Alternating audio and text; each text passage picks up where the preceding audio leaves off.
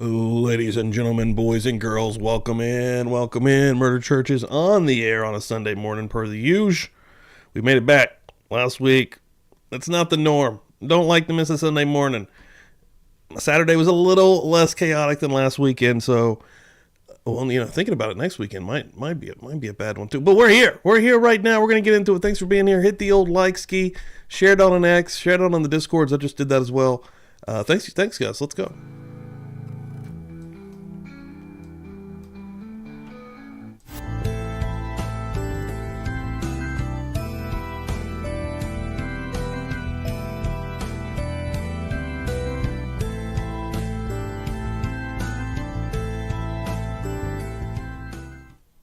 Let's rock. Yo, good morning, everybody. Botrix made it. Nice. Good to see. Oh, hold on. Oh, shit. I'm knocking over lights. It started early. It's a Feral Friday Murder Church. What's up, everybody? Thanks for coming in here. Oh, man. Feral Friday was freaking sweet. There we go. Get a little backlight there. It was fun as hell hanging out with Jessica for Justice. But we have made it to Sunday morning. My fine companions of the Murder Church sphere. Thank you very much. I appreciate it. I'm a little bit tired still. My eyes are probably still showing that, I'm sure. Had a good Saturday yesterday. Saturday previous was absolutely insane. That's why there wasn't a show last week. But thinking about it just out loud while I was talking about that in the opening entrance here, honestly, next week may be up in the air because next weekend is WrestleMania weekend. Both Saturday and Sunday is WrestleMania nights. But even beyond that, I believe Saturday night, I think that I'm going to go with Dan and a couple of buddies to this midget wrestling show. And I'm excited about that. So who knows what's going to happen next weekend. So Sunday, next Sunday morning may be up in the air for an actual Murder Church as well. But I'll tell you what, we'll definitely be doing a makeup show just like this week. Made it up on Monday night. So we'll always keep it rolling and let everybody know what's going on. A lot of beautiful, fine people have already come through this morning, which is also appreciated and cool as hell. Again, like I said, please hit the old like. That does indeed help us out pretty thoroughly.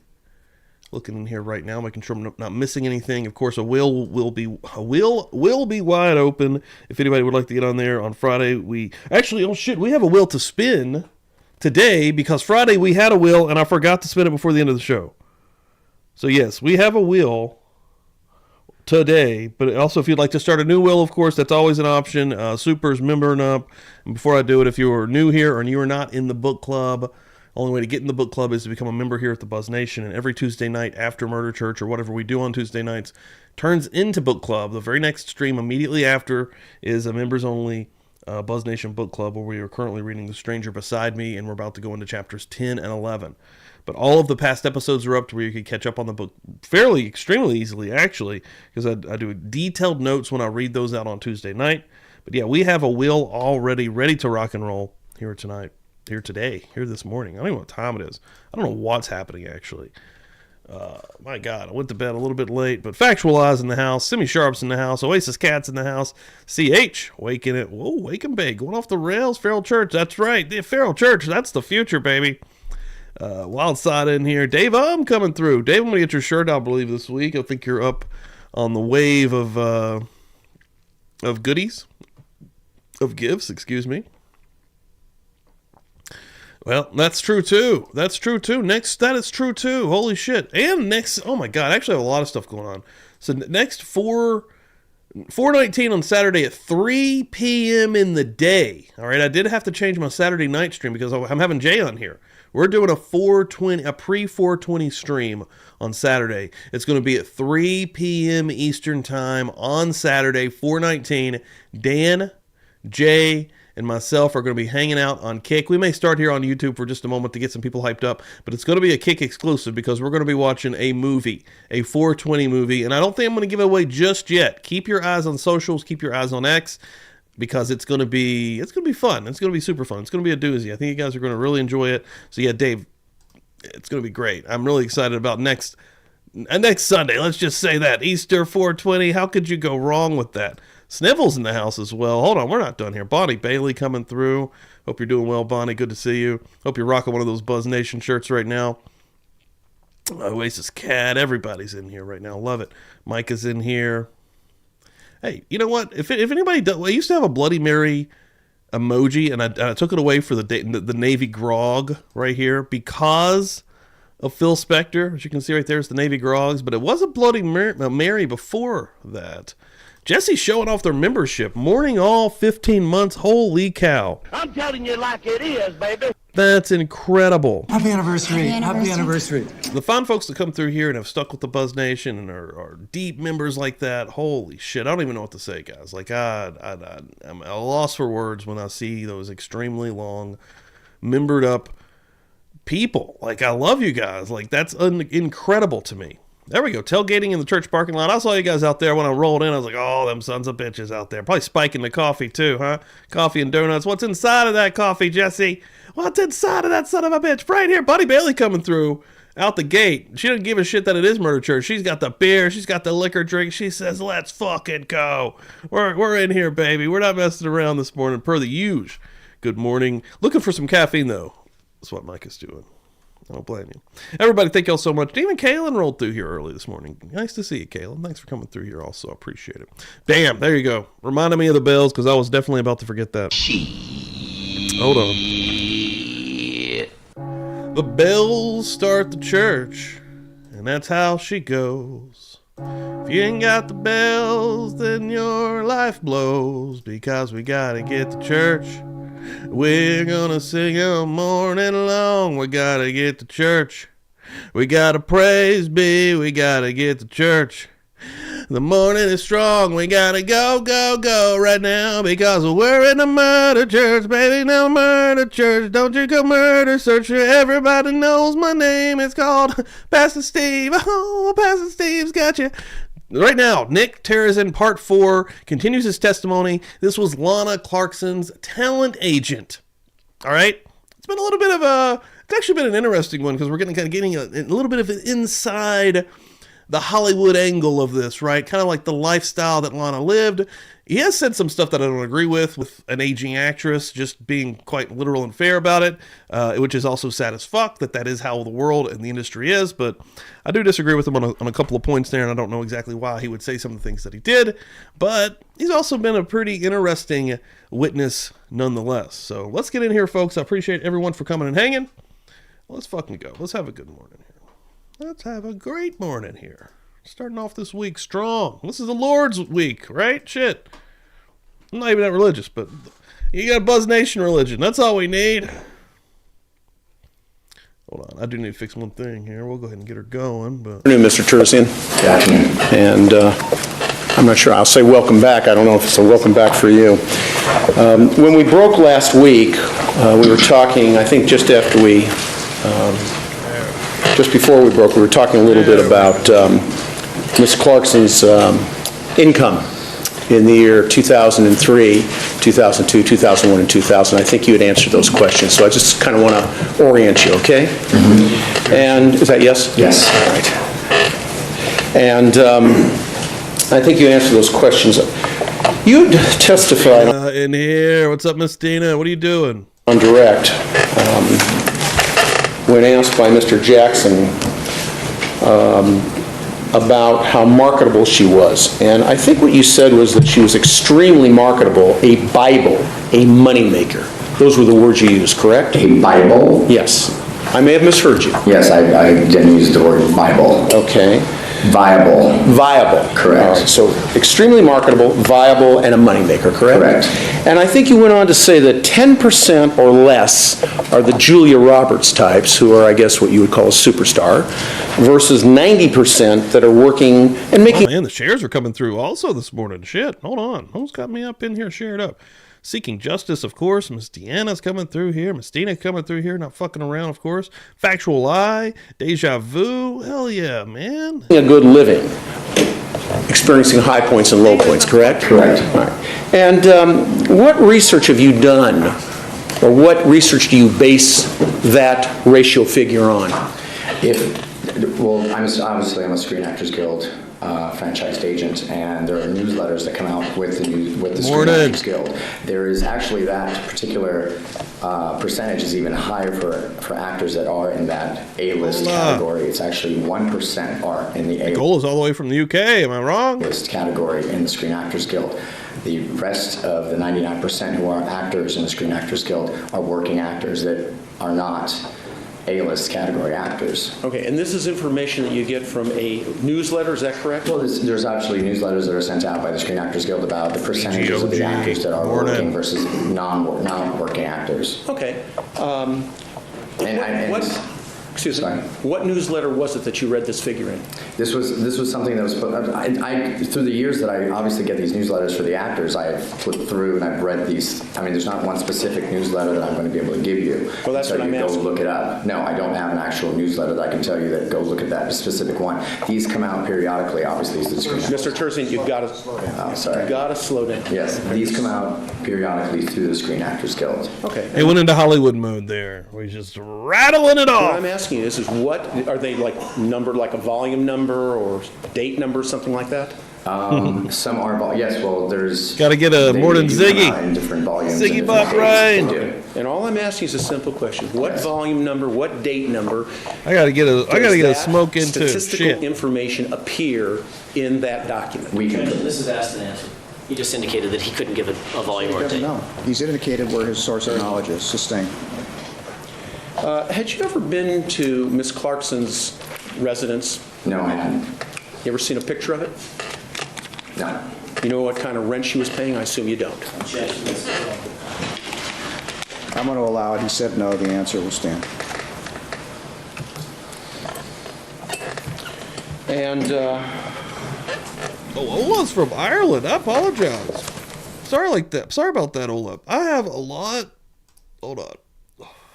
I have a lot of love for Ireland, dude. I love Ireland myself. Also would love to go to Ireland. I think that my roots are deep in Ireland. But I apologize, Ola. Fuck yeah.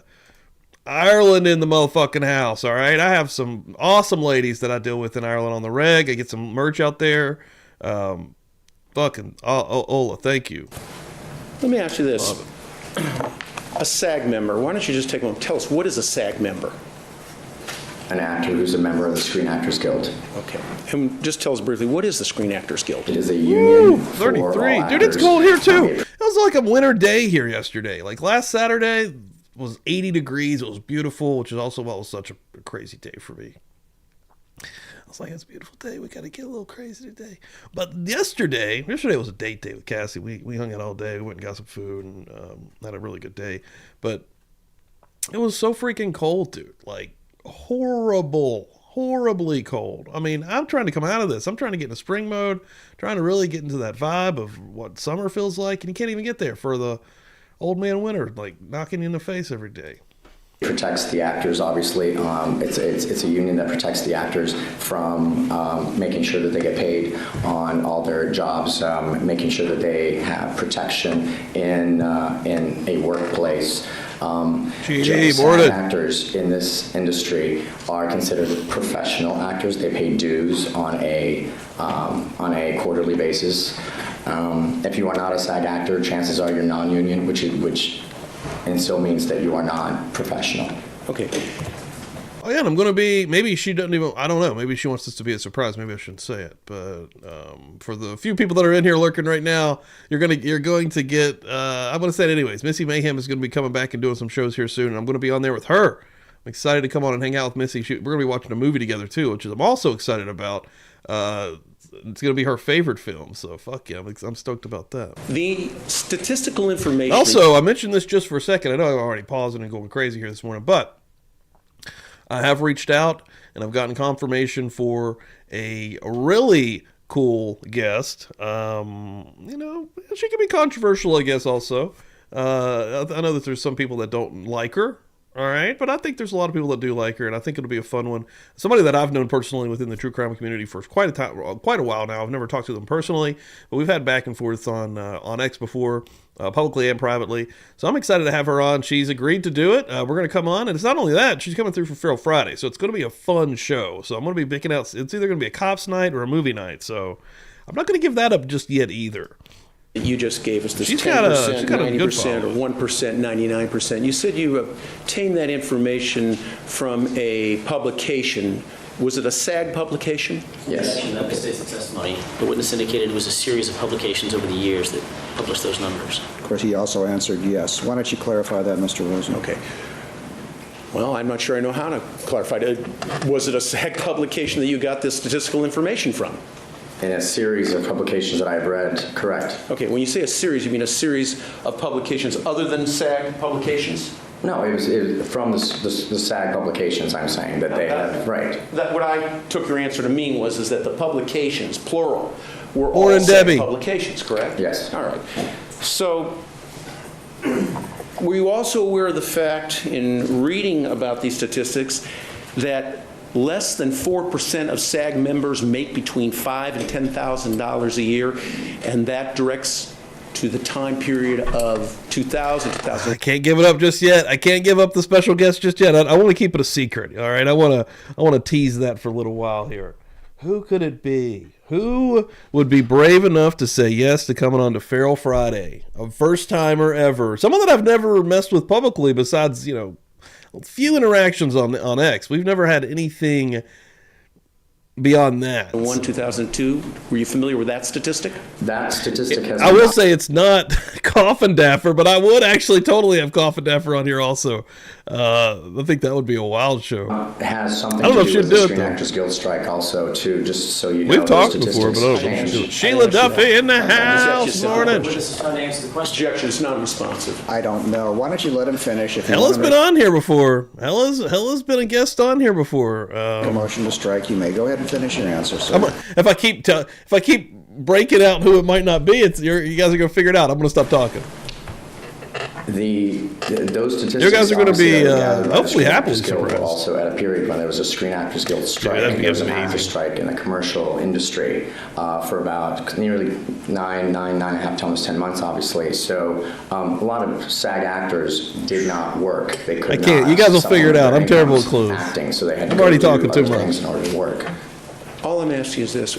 Since you read the publication, since you're in the business, since you've quoted statistics here in this court, all I'm asking you is, are you aware of the fact that the publications which were put out by SAG indicated that less than 4% of SAG members earn between $5,000 and $10,000 a year? That I did not see. Okay. You're not saying it didn't, you just didn't read it. I didn't read that. Okay.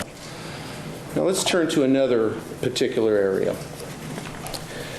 You said that Everybody wants it. Everybody wants it so that bad. there were a lot of great actors. That's in a the good business. tease, Is that though. correct? Keeps everybody on the edge of their seats, right? When Mr. Jackson was asking you questions last week, Yes. one of the things you talked about is there were a lot of great actors in the business, and you talked about, for example, you cited Julia Roberts as one, correct?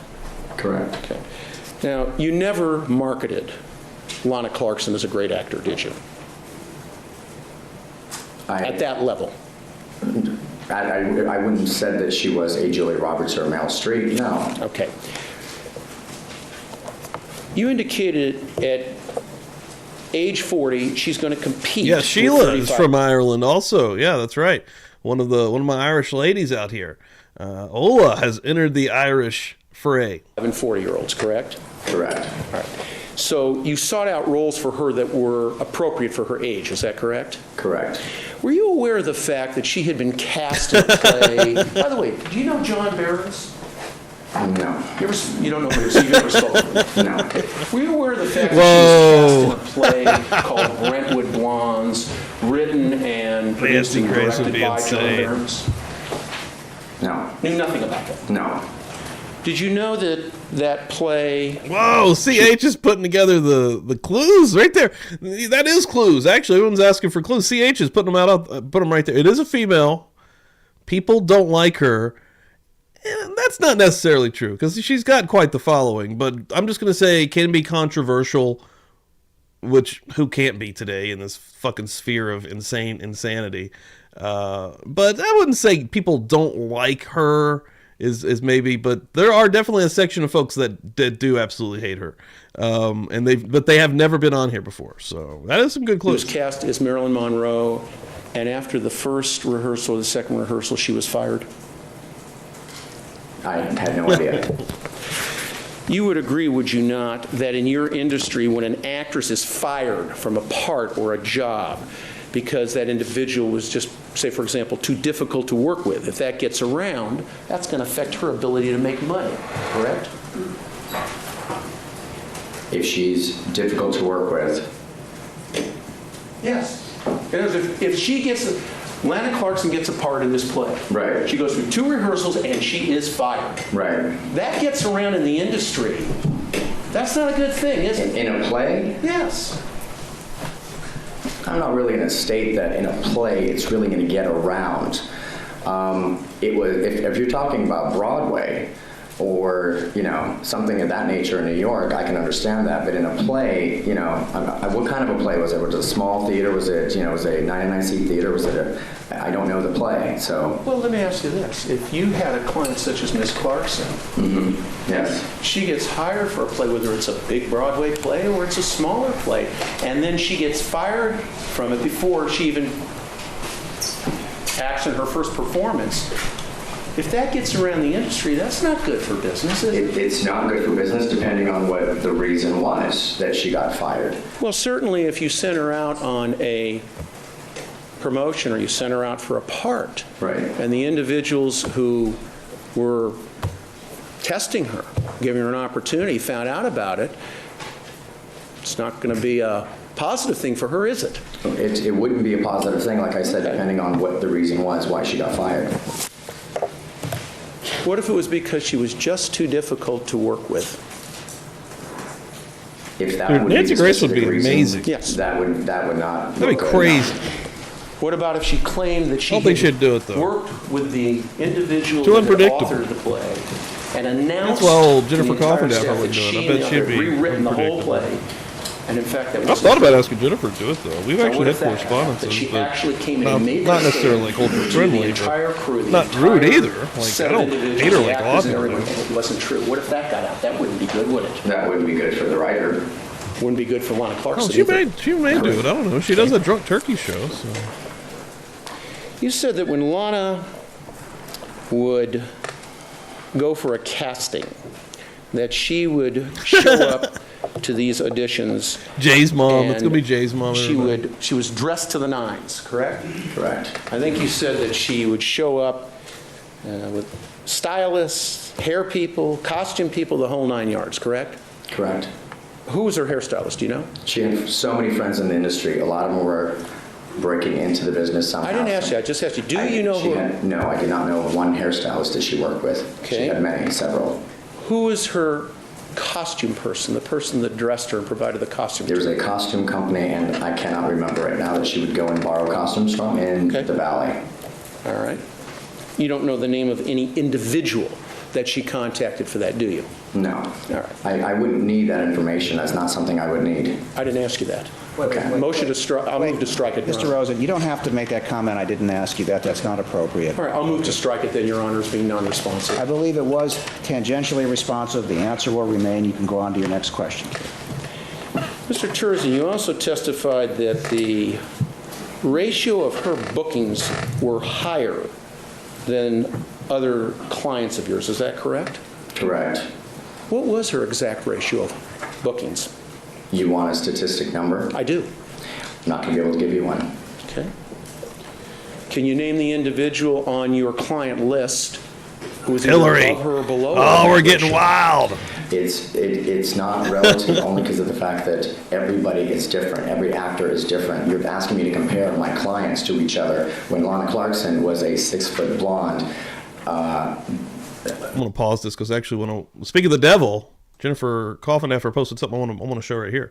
It looks like a 911 call, a self-defense home invasion 911 call, and it's got me intrigued. And I'm looking at it off screen, and I don't want to stop paying attention to the court as well. So I'm gonna play this. Hold on.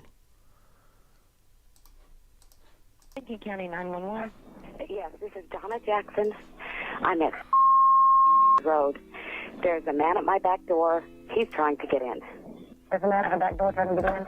I like that music they're playing. Ma'am, Yeah, stay on the line with me, okay? he's hollering and yelling. I have a gun. Okay, Listen to me carefully. yes, just I want you to stay. Gun and I will use it. I want you to stay on the line with me. I will. He is banging on the door. Okay. I need him now. He's banging on the door trying to get in. It's a patio door and it's not worth a nickel. I can hear him banging. He's trying to get in. Okay, they're rushing. And the front gate is locked. There's no way I can let him in or he'll see me. And you're there by yourself? Yeah, my husband's at work. He's getting close to the door. I'm going to go ahead and get the gun out. It's a shotgun. It's large. Okay. Do you live on the corner of that mall section? Yes. She about to kill a motherfucker, I believe, right here live on Murder Yeah, I Church. can hear him banging. Can you understand what he's saying at all? Boy, he's crazy. He's crazy. I can hear him yelling. I'm taking the safety off the gun, man. He's acting crazy. I don't know how he got in here. He had to climb. He had to come through the very back. You're saying your front gate is locked? Yes, ma'am, it is. How does the police need to Okay. He's going to have to climb over the fence. Okay? He's gonna have to Shit climb like this the scary fence as in the fuck, front bro. yard. I do have a gun. I have to climb the fence. Okay, listen to me. Listen. Yes. There is a key. It's an old flagpole that's broken off. There's a wire hanging inside of it, and inside there's the keys. But if he can make it through the gate, come on. Oh, crap, he's coming around the front. Is your front door locked? Yes, ma'am, but I bet she kills this guy on this call. Okay. Do you have a place that you can go inside your house and lock yourself in a room? Cop's gonna get there before he gets blasted. Is he still banging? No, he's not banging, but he's walking around the house trying to find a way in. Oh, crap, he's at the back. Okay. County 13 is advising that you can defend your property if you need to. I don't want to have to kill this man, but I'll kill him graveyard dead, man. I understand. All right. You just stay on the line with me until we know what county officer. She is calm as fuck. I'd be way less calm than this. I've turned off all the lights I can. Oh, crap, he's breaking in. He's breaking in now. He's breaking in now. He's breaking Got in. the gun on him. Just He's about to get blasted, I'm going y'all. to kill him. He's walking across back and forth on the porch. He looks to be an older man. I don't want to kill him. I understand, ma'am. He's kicking the door. Please hurry. Wow. Please hurry. He's going to make it in. Please hurry, ma'am. Okay, I'm trying to find out where they're at. He's kicking the door. Okay, they're on their way. They're getting straight en route too. Please hurry. She's Okay, gonna stay kill with this me. guy because they're not gonna make it in time. He's Morning, trying to Sinead. pick up that. God, I don't want to kill this. Okay, I understand.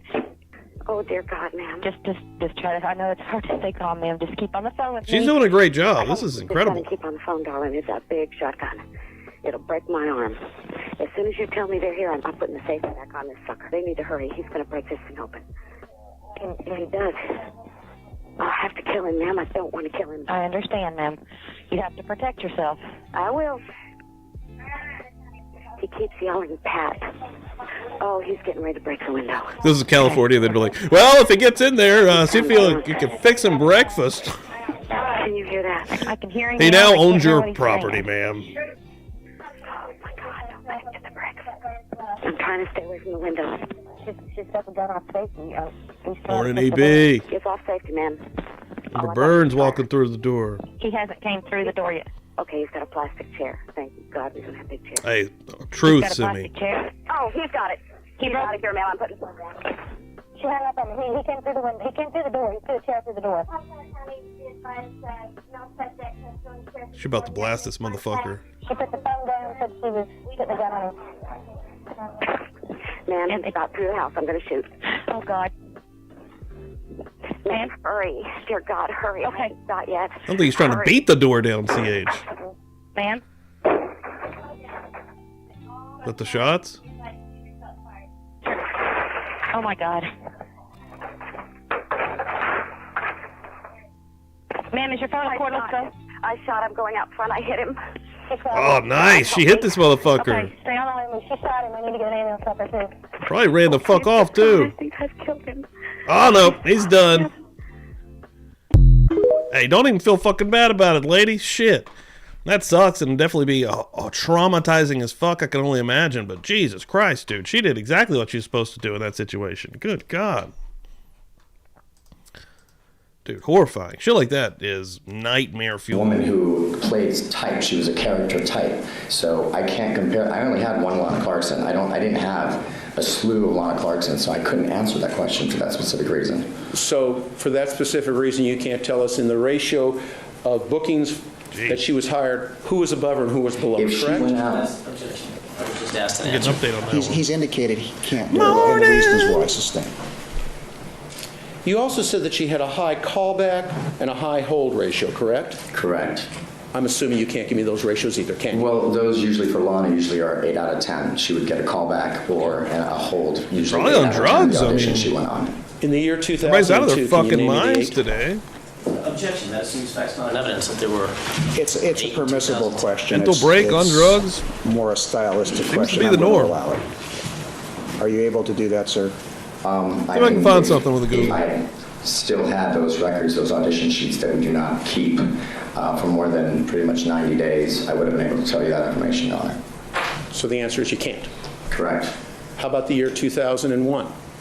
We did not. I didn't have any reason to hold on to casting sheets and avail sheets, hold sheets in 2001. So we cleared those, 2009. that paperwork out after, obviously, 90 days after the actual audition. Guess it's We get rid of that. We get rid of those casting sheets. They're not pertinent anymore. They're not. We don't need them.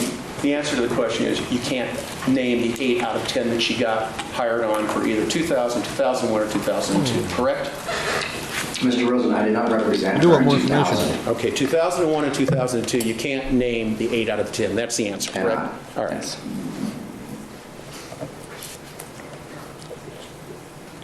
Yeah, there's no info on her post either. Now, you indicated that in 2001 she suffered a severe injury, is that correct? Correct. Okay. And I think you testified knows that when it that's ceased her from? ability to go forward, right? Correct. And your testimony was she's selling her hands, her face, and her body. You remember testifying to that when Mr. Jackson asked you last week? Correct. All right.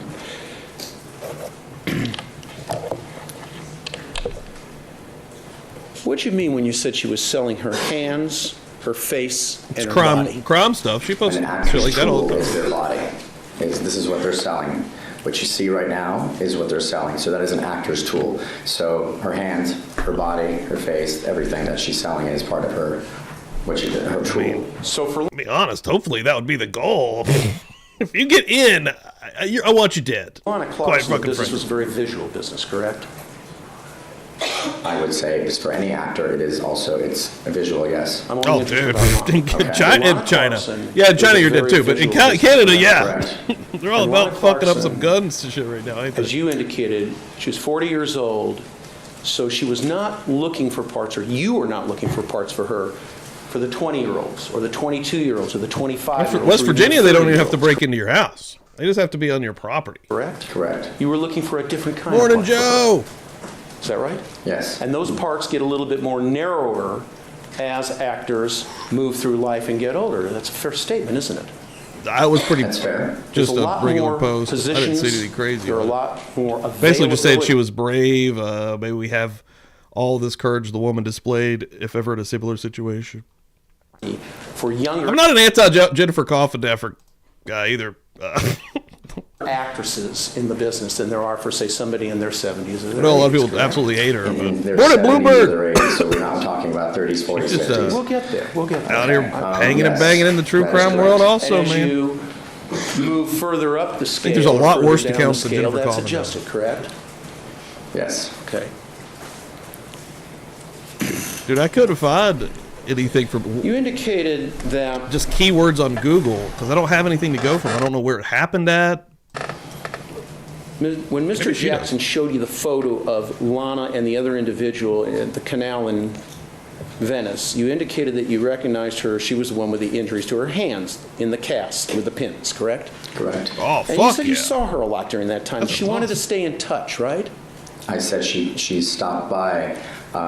Dude, Jip's bark is amazing, though. So if anything ever did, like, even get kind of weird, I think her bark would do a lot of damage to get people away. every At the few end of the months, day, yes. no one does And you want to shoot indicated anybody. further that but- she was writing a lot of Shit gets real, though, screenplays man. behind the scenes, right? She said she was writing. Probably, dude. There's probably some fucking Canadian piece of shit right now rocking a publicly buzzed shirt, or they went out and immediately burned it. They're like, "Wow, this shit's seeping into our country.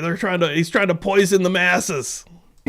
And one of them was she talked about a screenplay, so it could have been poems or short stories or even a book. I'm not sure exactly what she was doing specifically, but she was writing, and one of them she did it. This is our normal time on Sunday, Screenplay. 9 in the And the morning, reason you're not familiar with it is Easter. because you never saw it, correct? She never brought it to me. No, You never saw it, correct? no, You never tried to market it, did you? I wouldn't have. Yeah, any West reason to Virginia market don't this play. to She her. never I didn't have to register. You don't have to have a license in West Virginia. I literally just went and bought a 9mm, and I am allowed to carry that open on my hip with no license or anything in West Virginia. You to help I don't do that. No, Mr. Rosen, I was a commercial agent. I wouldn't have have. any purpose to market her script. Mr. Tursman, Your Honor, I'm going to ask the court for Oh, good instruction. call. Let Actually, me look if at you that. listen to the answers, it's both of you in a way. He's indicating he has nothing to It's a do random with that. user one, but let me put that understand. into. Let us move along. Well, I'm trying. I mean, we could get this done a lot quicker if we just answer the questions. Counsel is editorializing. Just next question, please. So all you know is she told you that she was doing that. You never saw the proof of the pudding, correct? Correct. All right. You also said that she was doing a demo read for a voiceover, correct? Correct. And this is the first thing that pops up here. Here we go. Here we go. This person, this TikTok account only posts 911 calls. First of all, what else can we find here? I just killed my brother and sister. I wonder if these are these real? Okay, he's probably using a generic photo with them. This account only posts 911 calls. So I can find the call again, I believe, but still finding more info on that call. I'm going to keep looking. And That was a good idea. did you ever attempt to Oasis. place that for her? Again, I'm not a voiceover agent, so I wouldn't have anything to do with that. But you were her agent at that time, isn't that right? I was one of her agents. She had other agents? I'm sure she had a team of people working with her. I specifically Oh, Joe was represented back. her in the commercial and print market. I never represented her for film and television, so I wouldn't know who her film television agent was at that time. So actually, your agency, your representation was limited, correct?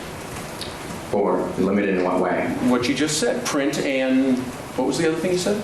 Print and commercial, TV commercial and endorsement. Yes. That was it, right? That's what I represented wonderfully. So she There you had go. other agents. Protect them all. As you seem to think she did. By the way, can you name any of these other agents?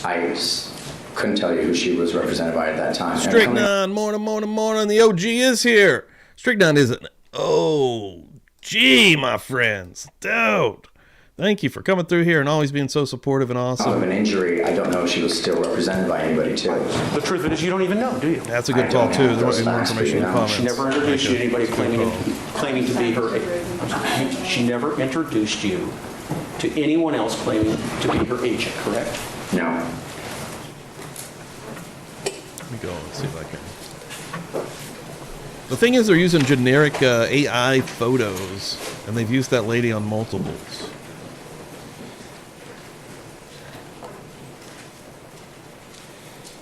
You also testified on direct that Miss Clarkson was not in the job for Oh, I money. think I found it. She was in it for the art. Her name She was is Donna passionate about Jackson. acting. Is that correct? Correct. She was also passionate about becoming famous. That was very important to her, wasn't it? I would say Here we it's go. important for a lot of actors. And maybe it is an old ass I'm call. only asking about Lana Clarkson. The question I'm putting to you is this. Isn't it true that although, as you said, she was not in the job for the money... I think I did find it. Hold on.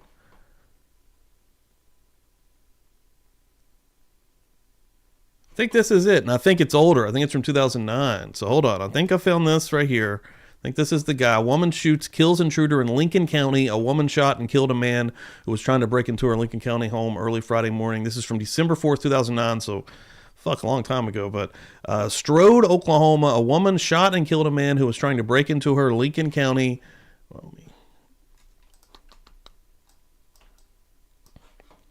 home early Friday morning. Sheriff Chuck Mangian said 57-year-old Donna Jackson called 911 around 12:30 a.m. to report that she was home alone and a man was trying to break in her patio door. Jackson told the 911 dispatchers that the man was screaming and threatening to hurt her. They need to hurry. He's going to break this thing open. When he does, I'll have to kill him. I don't want to kill him. I think this is it. For nearly 10 minutes, the man continued to bang at the door and yelling profanities, threatening the woman. I can hear him banging the doors and yelling at her. I was scared of her, said Brenda Hart, that was the 911 dispatcher. The man picked up a patio table and threw it through the glass door and entered the home. The woman then shot him in the chest, just waiting on this. Oh, man, that call was crazy. The 911 dispatcher heard the glass breaking and the gunfire on the other end of the line. I shot him. I'm going out front. I hit him. God help me, Jackson said during the 911 call. Please, dear God, I think I killed him. Please, Father in heaven, oh my God. She clearly did not want to do anything, but in a good position where she could, at least. The burglary suspect was identified as Bill Riley, 53. Investigators said that he had been under the influence of alcohol and narcotics, of course. Mangan said Riley had been driving near the woman's home when he crashed his pickup truck. It wasn't immediately clear why he went to Jackson's home. For me, listening to the call, the hardest part was hearing her pray for forgiveness, being put in a position that no one said should ever have to be put into, taking action into her own hands. Jackson's family did not want to comment at this time. Mangan said the case is being investigated as a homicide and information has been sent to the district attorney who will determine whether there will be charges in the shooting, which I'd imagine there definitely was not. Fucking crazy though, bro. We found that shit. Damn. She was more in it for the art. She was passionate about acting. She was also in it primarily for the fame, correct? She wanted to be famous. She loved the spotlight. I'm going to post this underneath her post and give her a little more context here. You indicated also that she always maintained her passion. Is that right? To me, she did, yes. Okay. And you knew her for about 10 years? Adding context, so there was Jennifer's never one single time in tweet. that 10-year period where that passion ever diminished. Is that right? It would probably be the only downtime that I would say that when I she ever hurt her saw. wrist. Right. Okay. But no other time, correct? Not to me. Except for the time that I didn't represent her, so I don't know. Right. Yes. So let me ask you this. On a monthly basis, say in the year 2002, how many times would you see Lana Clarkson? Well, 2002 was when she was injured. So like I said before, she stopped in every few months to check in with me. Okay, so you maybe saw her 6 times that year? Give or take, sure. Okay. And in the year 2001, the preceding year? I think everyone for hanging out this morning. I appreciate her. And she didn't come by every week, or she didn't stop by every month. It wasn't one of those things that she would just pop in and she was in the neighborhood or wanted to show me a certain costume or something she wanted to talk about. So I don't have exact numbers for you to tell you how many times she stopped by. Can you give me any numbers for 2001, how many times she stopped by? Maybe half a dozen. Wait. Can you give me any numbers for 2001 where she stopped by and you had a vis-a-vis meeting with her about her career and her business? Maybe about 6 times. Okay. And what about 2000? How many times in 2000 did you see her vis-a-vis, face-to-face? I will repeat myself again. I did not represent her in 2000. Okay. But she stayed in contact with you? No, she didn't. Okay, so in 2000, you had no contact with her. In 2001, you saw her 6 times, and in 2002, you saw her 6 times, correct? Yes.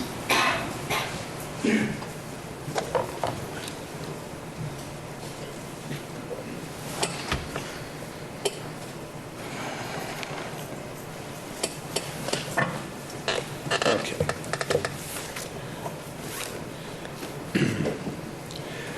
Were you aware of the fact that Lana Clark, well, maybe we should approach it this point, all right? Keep in mind the evidence. Watching this video now, I'm all over the place this morning. This guy was driving. He made this post and said that he was in Mexico. Was not in Mexico. They figured out that this was in Connecticut, driving 192 miles per hour, weaving in and out of traffic.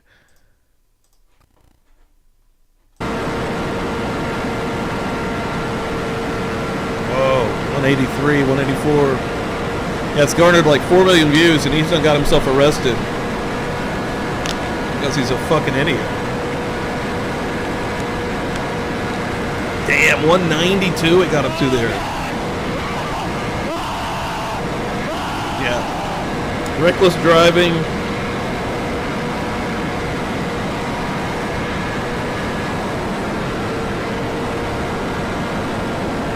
Morning, Carrie. We're all over the place this morning. I'm teasing future guests. Oh my gosh! Jeez, bro. I can't explain to you how long I was full throttle for. Well, crazy, dude. Yes, about 10 minutes or so. Which aren't because they came off the computer. Mr. Jackson's asked if I could reproduce those. I think we can do it, but I'll need a moment to do it for him. If you just give me a moment. While you're doing that, I can take an opportunity. So we're going to be getting you some items. I'll use it for you. That guy was fucking retarded. Questions about them, but we're just waiting to get those. Pending, filed with. That's what happened when the first got reported. They're like, that doesn't look like Mexico. Or was. Welcome in here, Carrie. The memorandum in support of media request for pool access, jury site, visit, declaration, and exhibits which I've read and considered filed on behalf, I guess, of the media in general. I've read and considered and indicating if I thought it was necessary to set the Feet's matter for crazy oral this morning, argument. y'all. I don't feel the need to set it for oral argument. The press is asking that at the jury view, which will take place on Thursday morning, it appears that they would like a large pool present. So coming up on a jury view for all the cases they've submitted. Spector's This is house. private property. The fact that we're going for a jury view doesn't mean that as many people as want to or a large group can be put onto private property. I do agree, however, that someone from the media should be present to watch what we do so that it can be reported on and they can answer questions to other media representatives. There will be no television. That is still solely within my discretion, and I don't believe that is appropriate, and it was not being acceded to by Mr. Spector. It's his home. That's correct. There will be no photographer present for the same reason. However, I will allow one pool reporter to be selected by the media. They can select any representative they wish, and that person will accompany us through the jury view. You can watch the jury view. You can be present inside the house to watch what happens, and then to report back to other media members. And that is my role. Thank you, Your Honor. If I could just add one thing in that regard. I have recommended, I know it's not my call, but I've recommended Linda Deutsch because she's been doing this a long time. She's gone to jury views before. She's very experienced in that area. Of course, it's up to the press to decide that, but I think also Mr. Dixon, Mr. Jackson. Oh, Shelley. Morning. Well, I would confirm the recommendation. I've been in here teasing a future guest for Phil Friday, trying to get everybody guessing. No one has. Maybe you have figured it out. Whoa! I'm horrible at this. I'm terrible at this. Yes. It's their choice. They can get together among themselves and choose the representative they want. All right. We're getting it. In the meantime, I do speed, but I'm like going 16. You know what I mean? Like 70. Like. the witness. Yeah, let's do it this way. Yeah, he can just read them to himself. All right, May I approach, Your Honor? Okay. Mr. Terzan, I'm going to show you some emails. I want you just to read them to yourself, okay? And to save time, if you want to read the whole thing, you can, but if you just want to spot read it and look at the highlighted portions in yellow, that'll be fine, okay? Sure. My request would be, since he's going to be reading them anyway, he might as well read the whole thing. I may want you to on. Okay, go ahead, just read It's fine. I don't think it'll take that much longer. Just go ahead and read all the items that are being submitted.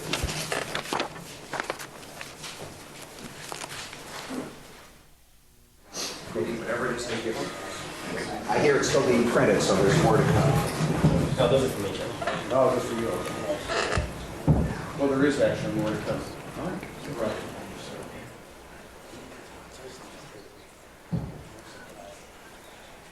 Anytime I'm going to reach about various witnesses you all want to call and reject them to, so that's up to you.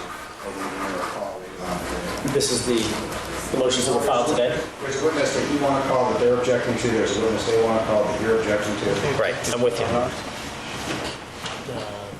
Mr. Rosen, on the test. Dude, like, the world we live in is so fucked up. Like, everything is stupid. Every single thing I see every single day, being in this sphere is the worst thing ever. I'm never that shocked even anymore. I'm really just like, oh, yeah, more trash, more human fucking garbage lurking out here. Mother laughed about forcibly tattooing her children with her husband before trying to tear off their flesh. Megan Farr, 29, and Gunnar Farr, 25, pleaded guilty to charges stemming from tattooing her children 5 and 9 using a staple. The couple restrained the children with rope, blindfolded them, and covered their mouths with tape before tattooing them. They're fucking parents. They later tried to remove the tattoo with lemon juice, causing severe injuries. Both were arrested in April 2023 and charged with unlawful restraint and bodily injury to a child. Gunner was sentenced on March 19th of this year to 2 years for restraint and 5 years each for 4 bodily injuries charged to be served consecutively. Megan pleaded guilty to injuring a child and will be sentenced to 45 days.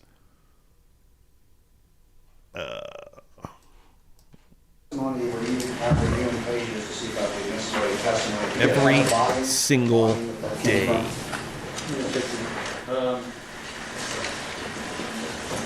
I don't, but I can tell you, it's, I believe, memory serves me well, it's like 39, 40, 41 right in there.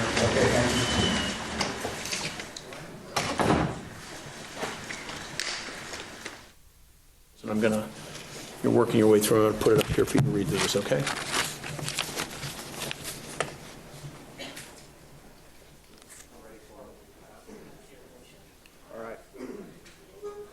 All right, back on the record, the parties, with the exception of the jurors and alternates, are not present. You may resume, Mr. Rosen. Yes. Dude, people are insane. I just can't. My feed apparently has nothing but insane videos this morning. But watch this shit. Jesus Christ. Dude, look how fucking high wait, hold on. Let's count them. 1, 2, 3, 4. He's 5 stories up.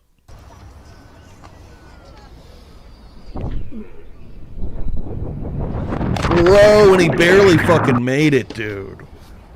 Oh my God, people are insane. And the way he fell, you land like that right there on the edge, bro. That's your back gone forever. You're done if you don't. If you're lucky, you do die. That was insane, dude. Holy fuck. And you've now completed reading all the Dear emails. God. Yes, over here. Yes. Okay. And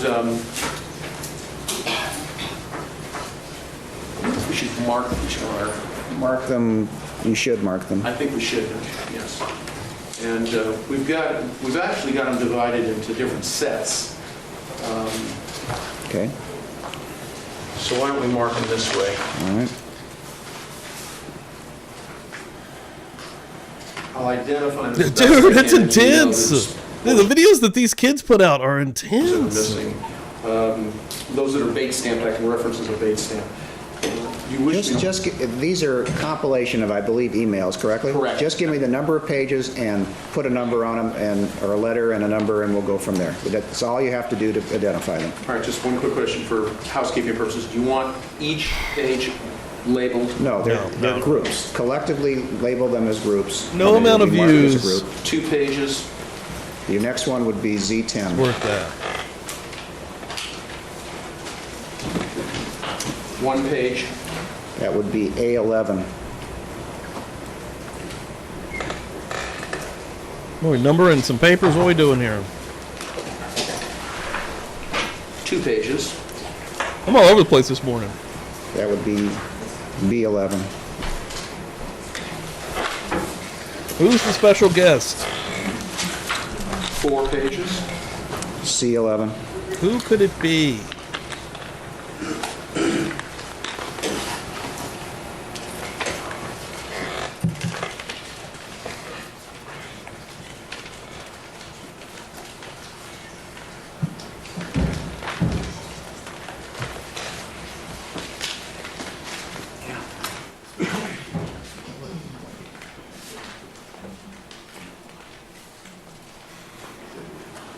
.24. 24 pages? Yes, sir. That would be D11.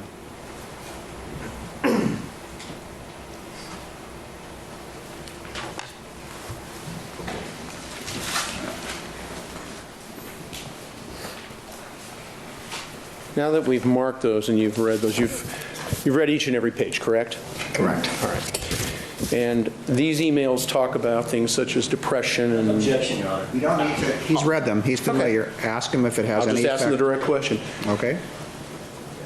Based on the content of these multiple emails that you've read, does that in any way change your opinion about her marketability as a client in your agency during the time that you represented her? No. Jesus Christ. All right, I am so sorry. I can't stop watching this insane shit. So what do we have right here? Hold on. I shouldn't even have put Phil back up here. My God. This morning is just a field trip. So 1970s chairlift operator. Look how much fucking work this guy's putting in. I want you to watch the guy in the blue shirt. He's the world's champion at what he does. His job is about as hard as trying to stuff an oyster into a parking meter. His main job, though, dude, he never stops. He's just like, get the fuck out of the way. What are you doing? It's still coming. Against steel. Here's a backhand head grip. He's like, kid. I think that kid got hit. I'm pretty sure that kid got hit. He's like, oh, fuck, boom. Oh, God, that's a concussion. We got a concussion over here. I just jumped this kid. We got another one coming. Get the hell out of the way, Susie. Move. Move, damn. Fuck, oh, my God. This guy's just life at all moments. It's just, let's go. Oh, my God. He almost got taken out by that guy. Get the hell out of the way, guys. It's coming. It's still coming, everybody. And no one knows how to get off the damn thing. And now, from our isolated TV oh my God! Oh, she hit him with a DDT! Hit him with a DDT! He's down! He's down! Right in the middle of the ice! Oh, shit! The world champion. And I think he should get at least a 10% raise. Oh my God, this is crazy! I want you to... What the fuck? Where's that guy at now? The jurors back out? Based on the court's ruling, we're ready to roll.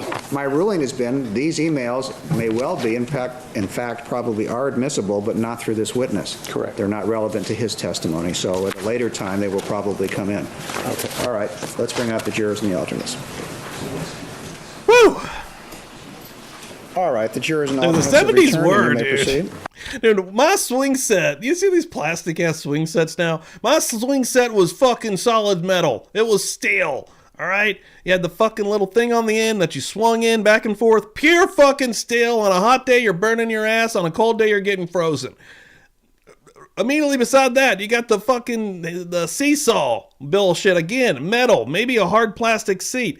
2 swings, and then on the very other end, you got a slide, a long metal slide that you better not be too much of a pussy to get on if it's too hot outside. Thank you, Your Honor. Mr. Cherson, I think maybe we're getting to the end here. Okay, get you on your way. Just a few more questions quickly.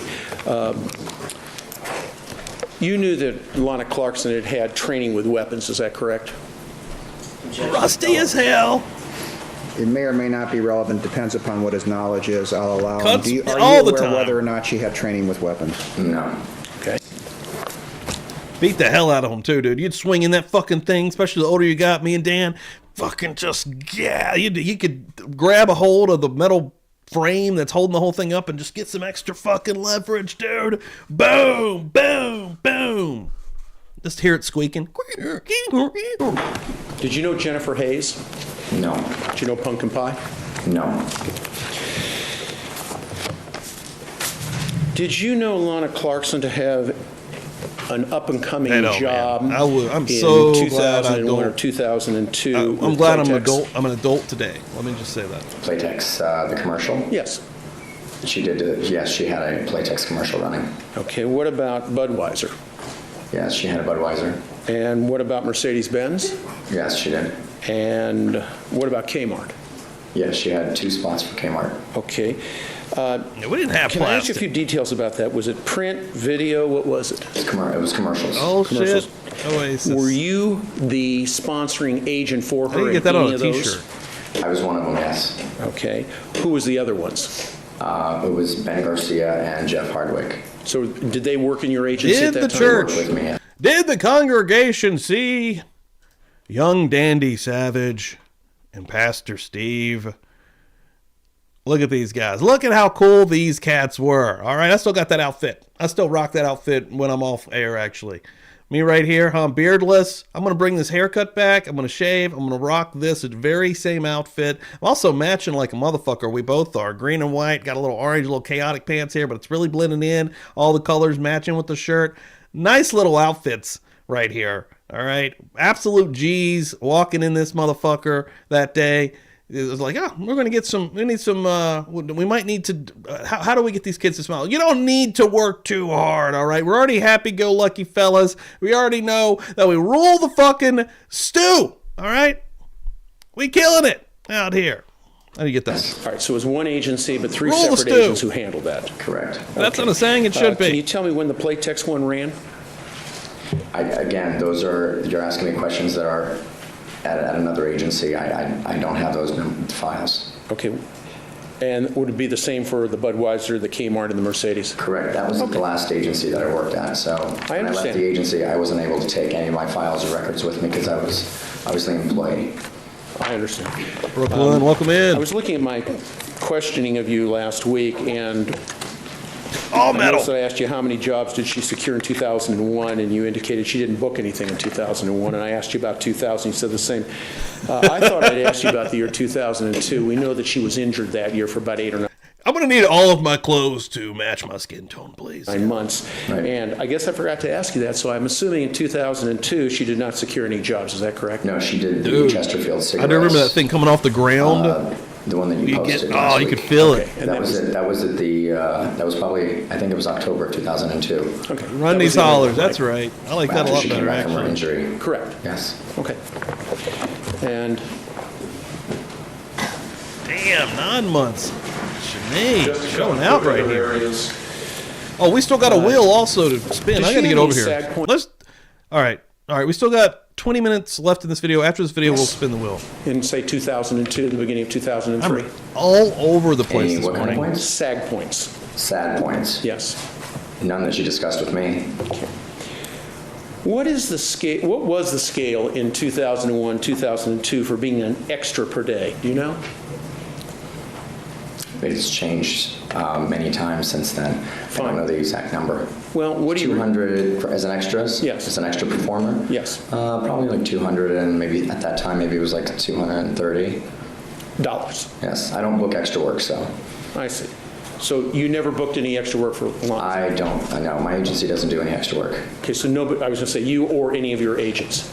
No. So if in fact she did extra work, that would have come through some other agency or some other agent, correct? Or herself? Or herself, yeah. Most SAG performers, SAG extra performers. Dude, I have one where I'm like, even smaller than that, like younger than that, in like a cowboy outfit, full-on cowboy outfit. I got the guns in the holsters, I got the hat, I think I'm a sheriff. I think I'm a little sheriff.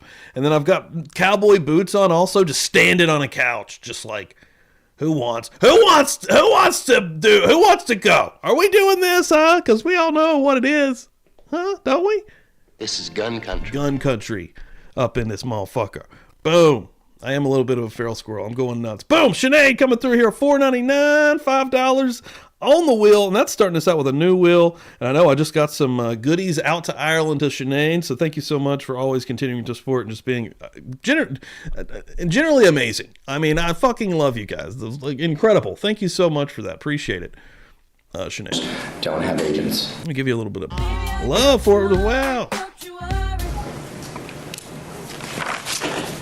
Okay. And if they do, they're specialized in that area. I understand. Yeah. Thank you. Thank you. Redirect. Thank you, Your Honor. Let's straighten one thing out right from the outset. You indicated that you're a commercial agent, a print agent, and you do endorsement stuff as well. Correct. Mr. Rosen asked you a lot of questions last week and today about marketing the reel that Mr. Rosen played for you the other day of Lana Clarkson's Showcase. Do you remember that? Yes. Is that a reel that you would ever market in your job as a commercial and a print agent for one of your talents? Never. Why? I don't have any use for a 30-minute video, an amateur video to on top of that. In my line of work, we don't use that. We get our auditions for our clients through headshot and resume submissions and, of course, phone pitches. We don't use reels to get them auditions, so I would never use that reel. And, of course, the casting industry, as you knew it. I'm just talking about Sinead here in the chat. Knew Lana Clarkson. Oh, absolutely. After 20 years, yes. She'd been in the business for a long time. Yes. She'd been with you for a long time, absent that little stint in the middle, late 1999, 2000, correct? Yes. As a print... I'll have to find that one with me standing on the couch. I don't know where that is now. I have to figure that Commercial out. agent, when you made a phone call and said, Somebody's hey, look, got I'm it. going to send Lana Clarkson over, did they know who you were talking about? Absolutely. So you didn't need a 30-minute showcase reel that had absolutely nothing to do with your business to send over with that. Absolutely. Is that why you didn't, and I think we may have been using the wrong nomenclature, is that why you didn't quote-unquote market this reel? That's exactly why I didn't And want that one where I'm in the cowboy outfit or the sheriff outfit, dude, you can feel the 80s on it. It's got it. I was born in October 86, so I look to be 3 or 4 in it, so it's got to be 89, 90. So you can feel the couch has that old vibe, like the walls of the trailer. It wasn't up for marketing by you, correct? No. But it was something, I think you explained, in the Nice. industry that the talent or the This week actor or actress herself I think it'll be or this week. himself I might get paid again send next Friday. to television producers. If I can this week, I'll vice get some more. presidents More stuff is of, going to be coming soon. network, Just know that. of a particular The network, waves will not Fox, stop. Showtime, NBC, whatever, just to show the range of talent, correct? Correct. All right. So you are not suggesting to this jury, and you're not leaving them with the impression that you didn't market that reel because it was not of the quality that you considered marketable. Objection, compound, false suspicion, leading. All three, sustained. Are you, let's try that again. Are you suggesting to this jury that you didn't, quote unquote, to use Mr. Rosen's word, market that reel because it lacked marketability? Objection, same wrench? No, overruled. You may answer that. No, I didn't use it because I didn't need it, not because it wasn't marketable, and not because I didn't think that Lana showcased her talent or anything in any way. I felt as though that was not something that I would need to. This was, I guess this has probably happened yesterday. Hold on. Hard fall here, but 2 paratroopers injured at a military appreciation night at an Arizona baseball game. And check out these landings, though.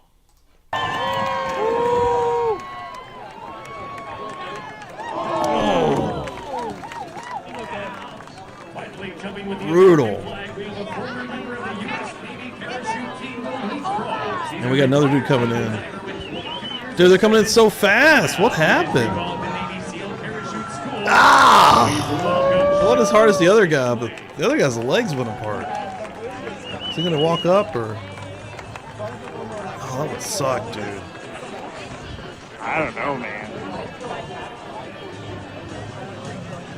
I think both these guys are hurt. Yeah, they both came down pretty hard. To promote her with. It's a 30-minute video. With regard to, and by the way, when Ms. Clarkson showed that video to you, did she suggest, hey, look, this is a final product that's ready for air and prime time on NBC? Is it gonna be? Oh, no. Nothing close to that, correct? No, she said it was, to me, she made it sound as though. Got two teases going on right now. The movie that we're showing with Jay next Saturday at 3 p.m. Eastern Time, pre-420 party, and then the special guest that's going to be coming at some point. Yo, aspiring court reporter coming in here. What's up, Sarah? It was a work in progress. She was working on this reel. I'm going a little wild this morning. For many, many months. And, she just asked for my opinion. And when she actually gave me a copy, that Top Gun music about the fuck. It was specifically just to have on file. Listen, I think one of these songs on one of these videos that I played is definitely going to fuck up this episode. For sure. The casting director that she could portray a certain type of character that they didn't think she could do. I can already tell that. And of course, well, let me ask it this way. Did Ms. Clarkson suggest to you that she was very well aware that this was done kind of on the cheap? Oh, yes. That it was a low-budget thing? She was very well aware. That the sound was not of theatrical publication quality, if you will? I'll withdraw and ask a different way. Did Ms. Clarkson tell you whether or not she believed that this was of such production value that it was ready to be displayed to the public at large? No, this was a video that was only supposed to be seen by industry professionals in show business. It wasn't supposed to be seen by the public. It wasn't at that caliber. It wasn't a professional caliber video or any type of a showcase. And it wasn't intended to be such, according to Ms. Clarkson? No, it wasn't intended to be that. Can we have, Sudi, if you don't mind, can we have W to the 10th and X to the 10th? Actually, I believe it's X to the 10th that I'm interested in. Nick Tazarian is Lana Clarkson's talent agent. from the time period. Okay, may I just... Still a talent agent today, I'm pretty sure. I think it's one of... It may be a physical document. I don't know if you know. It's the booking sheet, the second booking sheet. Siemens Mobile. Okay. If you don't have it, I can ask... we do.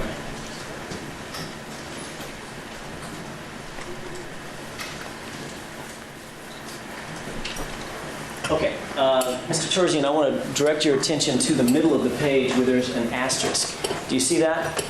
Yes, I do. Mr. Rosen asked you a question about, thank you very much, Jen, about talent will be unrecognizable, or the phrase talent will be unrecognizable. Can you describe what that means and whose handwriting that is and what it's meant for? Well, that was in my handwriting. When the actual booking came through, the talent was booked as principal performers, and they were recognizable. And on the Monday after I gave Lana the booking, the casting director called me and told me that they had decided to obviously have the talent be unrecognizable, so they wouldn't be holding exclusivity or anything. They were going to exclusivity. They were going to superimpose telephones because it was a mobile phone print ad. They were going to superimpose telephones on all the actors and models that they hired. At the time that you told Ms. Clarkson that she had gotten this print ad, had that decision been made? Oh, no. Objection. He calls for speculation. He does know because he spoke to the somewhere people who made watching the the nigga, decision. He is the one that would know. All right, I don't know if this is real or not, and I haven't even went into this myself. But it looks freaky as fuck, and I want to know what the hell's going on. Hold on. This might not be real. I'm not sure. We're about to find out together.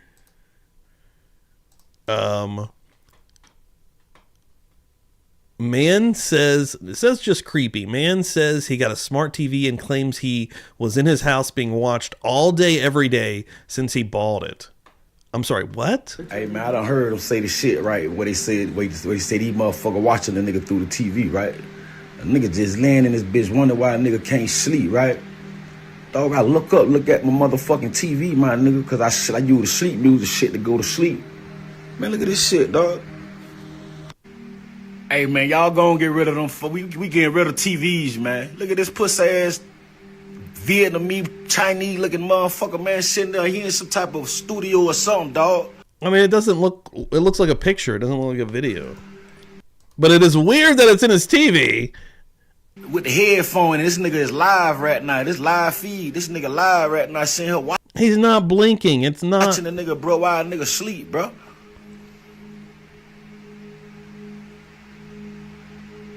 Yeah, you know what, nigga, see your fuck ass, nigga. Did his eyes think a move? nigga see him, dog. You don't supposed to be able to see their ass, but bro, I don't know what the fuck. But you can see the nigga, see his hand moving down now. He's sitting somewhere watching the nigga, my nigga. This what's going on the nigga TV, my nigga. Nigga sitting there fucking and everything, doing what you do. Man, these motherfucker watching the nigga, bro. Real talk, man. Look at this pussy nigga, man. Yeah, we see you. Look at his hand down there move. The nigga live right now in the studio. Dude, I did see him move. At a screen of us right now, dog. At the bottom. Okay, I saw him move. What the fuck? I thought it was a picture. Is this real? Someone asked Grok, how the hell can a smart TV with no camera watch someone? I'm guessing they're assuming it's in the screen itself, like how most new phones got it.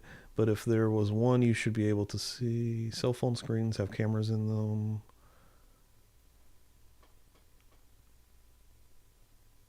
It's called UDC. Yes, cameras are currently under screens. Is this real? Like, I feel like it's not. I hope to God it's not, I guess. Holy shit, what the actual fuck? He had the conversation with the people who made the decision to change it. The objection's overruled. I have no clue. Had you been informed yet? I was informed on Monday when I was giving her fitting, information. What time on? When I was giving her fitting information. I'm sorry, sir. What time on Monday were you informed? I believe it was pretty early Monday because I had contacted Lana several times that day to give her fitting information because she had to have her nails manicured also. Mr. Terzian, what is early for a... There's other stories, Gary, that you've heard? Don't blush. Dude, Allie would be cool on Film Friday.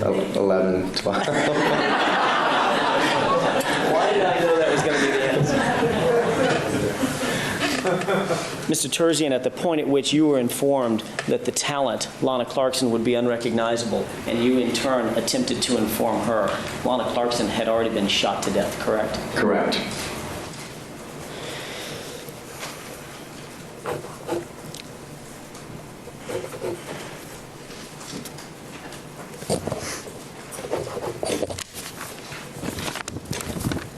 There is also some questions about the the booking sheet. Both booking sheets indicated that there was 20% commission attached to the booking sheet. To the booking itself, correct? Or the job or the project, is that right? Correct. Is there a SAG industry standard for acting jobs that is 10%? Yes, there is. Okay, then why would this be 20%? Because this was a print job, and print jobs commission 20%. All right, so that's the industry standard. So that there's nothing, no misapprehension about why this was 20%. In the industry, 20% for print ads is normal? Correct. 10% for acting jobs is normal? Right, for TV and film, and all SAG jobs are commissioned at 10%. And these were not SAG jobs? These were not SAG jobs. These were print jobs. The Chesterfield ad? Yes. And the Siemens Mobile ad? Yes, they don't fall under SAG jurisdiction, so they would not be commissioned under 10%. They would be commissioned under 20%. Mr. Rosen asked you a question about a play that was written, produced, and directed by a man by the name of John Behrens. You remember those questions this morning? Yes, I do. Did you know, or I should say this afternoon, we started late, didn't we? Have you ever heard of John Behrens? No, I haven't. You said that if there was some disagreement between, say, for instance, the producer, director, writer of the play and Miss Clarkson, and she ended up losing that job because he wanted to work with someone else or didn't want to work with her because she might be difficult, that reputation, as Mr. Rosen asked you, oh my God, might affect her career depending upon what kind or how big a play it was. Okay, I've got a little nightmare fuel for you real quick. Explain that for us. Well, holy shit. I Hold on. Oh my God. Oh my God. I've also got a video coming out today on the wrestling channel, Wrestle Plunge, today, 3:45 p.m. Eastern Time. It's a crazy story also. It's an attempted murder story. Professional wrestling is insane. This was titled Cracking a Hornet's Trap. First of all,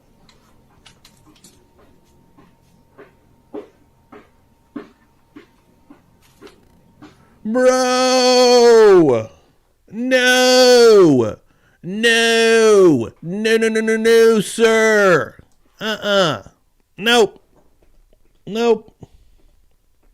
I don't know enough about the play Oh or where my it was God. going to be shown, seen, or it was going to be put up. The answer would be speculative. No, he doesn't know about the specific play, but he can offer an opinion in general. The objection is overruled. Oh my God! My feed is absolutely insane right now. What is even happening, dude? Look at this shit. Lumber truck loses load off bridge. Watch the right side of your screen. A tractor trailer carrying lumber overturned, losing its load on a Pennsylvania overpass that would... They just threw this guy in the fucking trees, dude. And look how lucky this guy is to get away from that. Tractor trailer dude. carrying bro. Oh my God, dude. Hopefully one didn't shoot through the fucking window and penetrate the person. Jesus. That wood flew off and then down onto incoming traffic below. Now, dashboard camera caught the debris slide as it pushed a car off the road. Happened on Tuesday in Harrisburg. Unfortunately, no... He got fucking nailed, dude. It would be like I said. It would be if it's a smaller kind of showcase play done with a small budget. It could be put up in a 99-seat theater type of thing. Then I don't think that would have any relevance if she was to be fired from that play. Again, this was not. I'm assuming this is not a huge production because LA is not really known for theater. Would it? Have you ever heard of an equity waiver play? Of any equity waiver play? Correct. I've heard of them, yes. Okay, equity waiver play means that it's... Objection to what it means. If you can ask him what it means. Sure. Well, let me ask it this way. Would it be consistent with... That was crazy. That was some Final Destination. You see there's a new Final Destination shit coming? Bro, I'm excited about that. Known. That's going to ruin a whole other generation of folks. Would you expect that to hurt her reputation one way or the other if she had disagreements with the director or writer? Objection, asked and answered. Overruled. No. What if the play actually was in fact an equity waiver play that paid $5 per performance to the actors? Oh my God. Would that give you some indication as to whether or not it was a large, widely dispersed play or a small play? Mr. Jackson, again, I think it depends on where the play was. I do not hang out behind log trucks. The audience, how large of a budget it had, where it was going to be put up, if the industry was going to obviously judge it or critique it at that point. What if it had a budget so small that the writer, director, producer could not even afford costumes? Could not even afford costumes. I mean, if you're talking about a play that can't afford costumes, you're talking about a pretty low-budget play. What if the writer, producer, director is now working as a bartender in Atlanta? Sustain.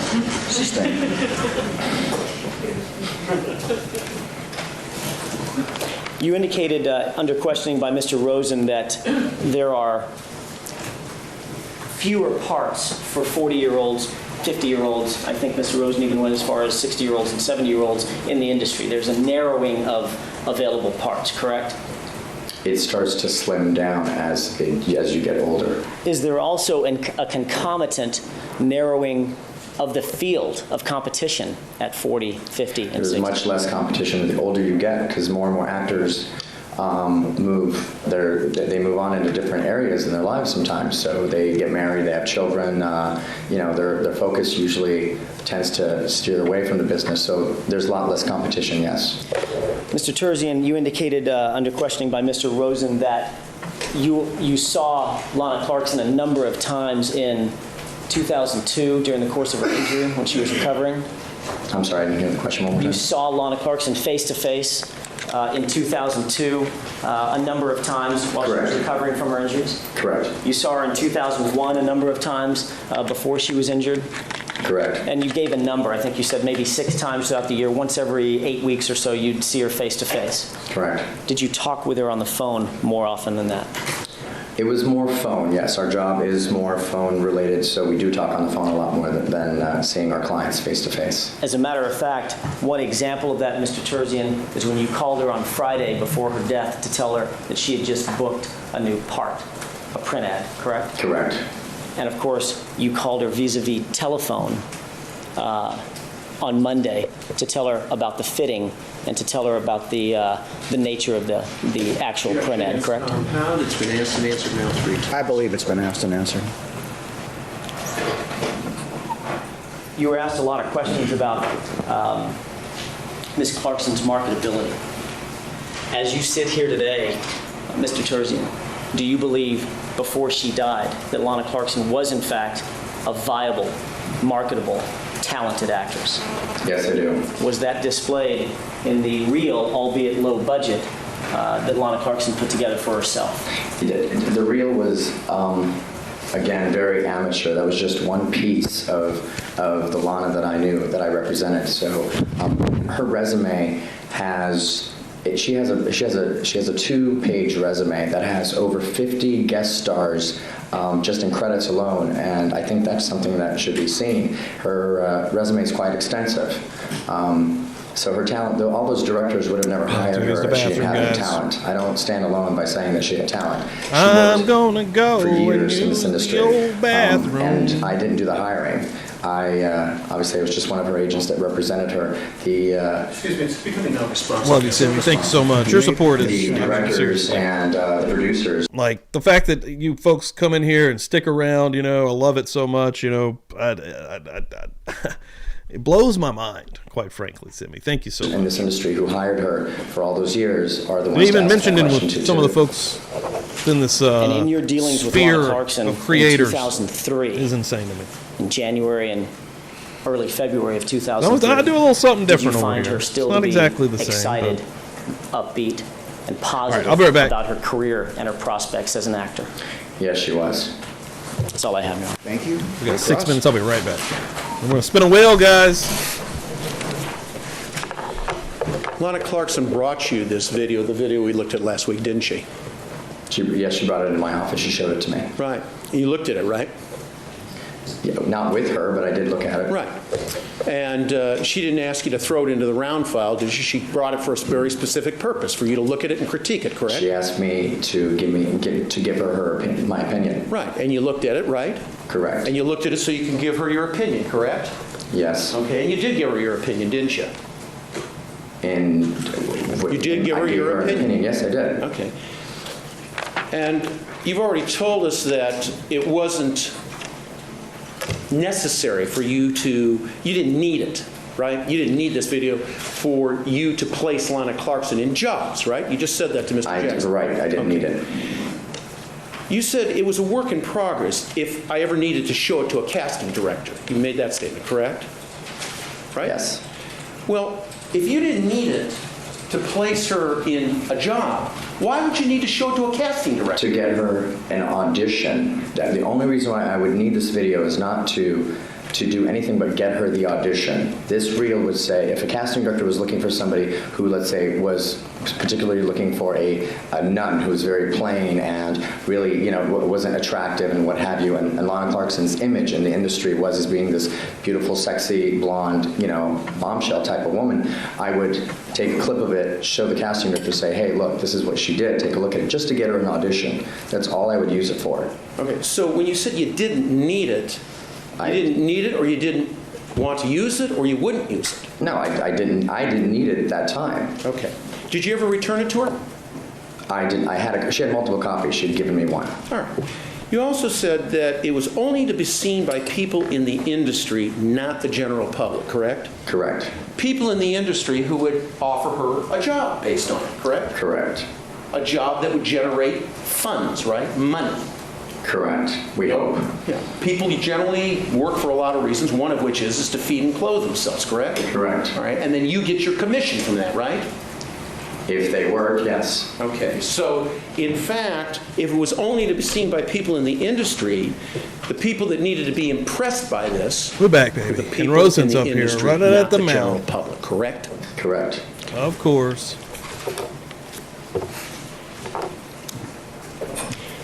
Mr. Jackson asked you about the difference of whether or not she would get fired, whether it would be a big play or a smaller showcase play, and you say, you answered, you testified, it wouldn't have any relevance, it wouldn't hurt her reputation, correct? Correct. Let me ask you this. What if Lana Clarkson had a drinking problem?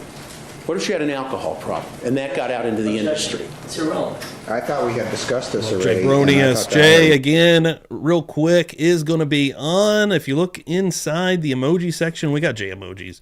Jay is an OG. I love Jay. Jay is an amazing person, an amazing individual, one of my really good real-life actual friends, I would say at this point. Going to be on the show next Saturday. Daytime show, pre-420 daytime show. We're going to go through 420 on that day, actually. It starts at 3 p.m. Eastern time. Come hang out. We're going to be watching a movie on Kick. And we're going to have Feral Friday. And then we're going to go into that Saturday show less than 24 hours later, which is going to be dope, with Jay and Dandy Savage. You're not going to want to miss that. Again, 420 pre-show, because 420 is on Sunday. Also, it's Easter. But it's going to be fun. It's going to be good. And there's a possibility there might not be a murder church. So. May we approach? No, I think I've ruled on this. And at least not Sunday where morning. We're going to probably still figure it out. But I agree, Joe. Not the best people that frequent all of our channels. Brooklyn busting in the door. You indicated in answer to Mr. Jackson's questions that as actors get older, Dandy Savage, the jobs start to slim down, correct? I think that's the term you use. They slim down. Yes. The opportunities slim down, right? There are lesser and lesser opportunities for actors who are in their 60s and 70s, correct? Right. Less competition, correct? Correct. I think you said that actors steer away from the business. For example, you said they get married, right? Some, They yes. have children, correct? Some do, yes. Some who have made a good living at what they've done retire, right? Some of them. Lana Clarkson, when you knew her, she wasn't married, was she? I believe not, no. She didn't have any children, did she? Not that I knew about. She certainly didn't have large fame where she could walk into any restaurant anywhere on this planet and people would recognize her, right? She didn't have large fame, but I wouldn't say she didn't have any fame. She didn't have a great deal of money to retire, did she? I don't know what was in her bank account. She kept working, kept coming to you to ask you to get her jobs, right? Like every other actor that I represent, yes. Right. But some actors you've represented stop asking you for jobs. They stop asking you to help them make money because they've become financially secure from their work throughout a number of years. Objection to that. I'm sorry, Mr. Rosenblatt. Isn't that true? Objection, that assumes, that calls for speculation as to every other actor that he's ever represented and their financial status. Well, he can, if he's aware of their financial status or whether they have, for some reason, have indicated they no longer want work or are seeking work actively, he can answer if he's able to. You may answer. If they're not, Your Honor, if they're not seeking work anymore, chances are they don't have an agent anymore. They let us go and they move on. So I wouldn't be representing somebody who didn't want to be seeking work, who didn't want me to seek work for them. So if somebody, say, was on the A list or maybe even on the B list and had tremendous success and made a lot of money and decided to retire to the hills of Montecito or the hills of Beverly Hills or whatever and just didn't want to be involved in the game anymore, you wouldn't represent them, correct? They would retire. They would retire. Because it would be financially secure, correct? If that's what was their financial situation, yes. And as late as 2002 and early 2003, Lana was still asking you to get her jobs, right? She was still a working actress because she loved the business, yes. Thank you. Thank you. Redirect. Jersey, thank you very much. Nothing. Thank you. Subject to Getting ready to spin a recall. wheel, guys. Hopefully that won't happen. Thank you for your patience. You are excused and you may step down at this time. I think we're finally done Do you have with another witness? We do, Your Honor. We'd ask this Michael witness. Bay to join us, please. All right. Whoa, Michael Bay is joining us this morning, folks. I gotta get a new name on here. Renowned movie director Michael Bay takes the stand for the next hour. Holy crap. All right. What is Michael Bay? I guess maybe he worked with her on a film. I'm not sure. I mean, I wouldn't think that she would be on any films that he did, but I mean, I also have no clue. Maybe an earlier movie. Maybe this is for Spector. Maybe he worked with Spector. I don't know. I'm interested in this. I couldn't get his name in here right now. I'm not like a giant Michael Bay fan, but I think I'm going to look through his catalog also, actually. Just to remember what all he did do. I know he's incredibly famous, though. Directors, what I'm interested in. Still out here doing loads of shit. The Purge, the first Purge. Transformers. He literally never stops working. He is just at all times putting out film. His first thing is from 98, Armageddon, and then Pearl Harbor from 2001. So those are the only two possibilities of Lana being in anything before she passed away. Maybe she was an extra in Armageddon, possibly? Interesting. Interesting. Hold on, let me fix this. Then we're going to do a wheel. We're doing a wheel right now, ladies and gentlemen. Who is going to win some trinkets? Yeah, we got some tattoos to get rid of, some maggots, some stickers. Publicly buzzed in the house. Buzz Nation doing the damn thing. Hell yeah. Everybody's ready. Let's go. Let's not talk about Will Gates. Hopefully we can read this. Hopefully we'll have no issues. All right. Good luck, everyone. Oh, that's a good spin.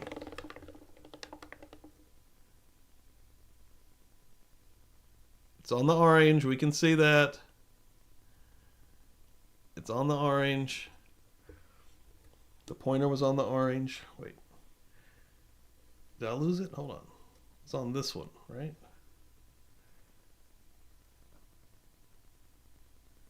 I think that's Gambies. I think that is Gambies. think Gamby's just won this. I'm pretty sure Gamby's won. I'm pretty sure Gamby's just picked up the win here. Ladies and gentlemen. Pretty sure Gamby's won that.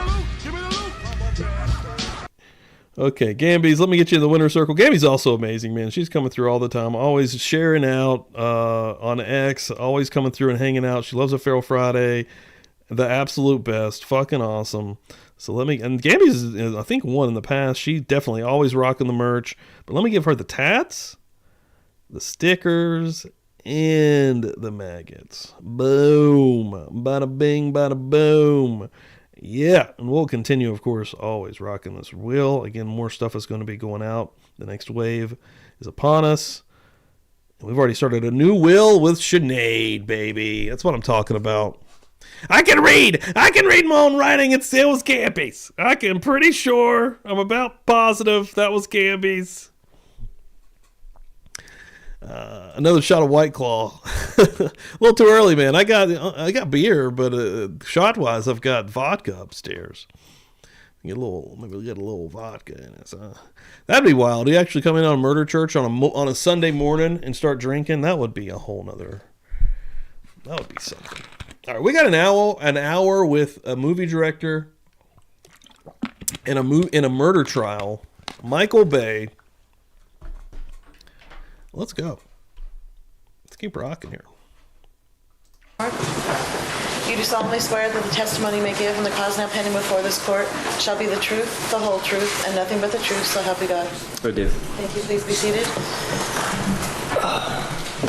Pull that microphone underneath your chin, and if you'll state and spell your name for the record, please. Michael Bay, Michaelbay. Thank you. You may proceed. Thank you. Mr. Bay, could you tell the jurors what you do for a living, sir? I'm a film director. Started directing commercials, music videos in '89. Directed movies such as Bad Boys, The Rock, Armageddon. Oh, that's right. Okay, you guys were saying that in the chat. Bad Boys. Bad Boys did rule. The Island and Transformers. You forgot one, didn't you, Mr. Bay? Which one? Bad Boys 2.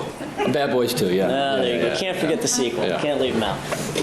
Mr. Bay, do you still, to this day, notwithstanding the successes that you've enjoyed... I just now shared this out on X if anybody wouldn't mind giving that a do you share. still direct commercials? You still involved in that business? Yeah. Hyping up Michael Bay. A commercial company. What does that mean?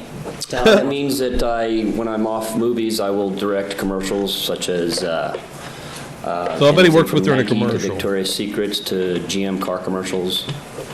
Now it's making more sense. Did you know Lana Clarkson? Yes, I did. How did you know Miss Clarkson? I met her in my early years directing propaganda films when I was doing music videos and commercials. Did you ever work with Lana Clarkson? I worked with her in October '89 on a Mercedes commercial and I think possibly another commercial, but I can't Back peg in it. '89. Were you responsible for hiring and casting Miss Clarkson in the Yes. commercial or two commercials that you worked with her in? Yes, I was. What is involved in your decision to cast particular actors or actresses in any project that you work on, be it Pearl Harbor or commercial? Yes. That's too broad, Your Honor. There are ranges of actors from above the title, below the title, people that appear in a scene for 1 second. I think the question to ask is way too broad. I don't think it's too broad if it's limited to commercials. Okay? And if that's what it's limited to, then I'll allow it. We're limited to that. Tell us what goes into casting an individual or individuals in commercials. The agency, such as Mercedes, would kind of specify a type, and I would have my casting woman, Lisa Fields, look for these people, and we would narrow it down, and then I'd go to callbacks, and that's where I would audition them with the agency there. So there's actually, in normal parlance, I guess, there would actually be an audition where the potential actor or actress would either speak a part or play a scene out. Right. All right. Exactly. Miss Clarkson did this for you. Yes. And you, based on that audition, the callback, you put her on hold, and ultimately she was booked for the job. Right. Did you get to know her personally after you worked with her professionally? Yeah, I'd see her at propaganda films, Christmas parties. I she would come in for multitude of auditions for other jobs with me. I invited her to a party at my house, and I've just seen her over the years.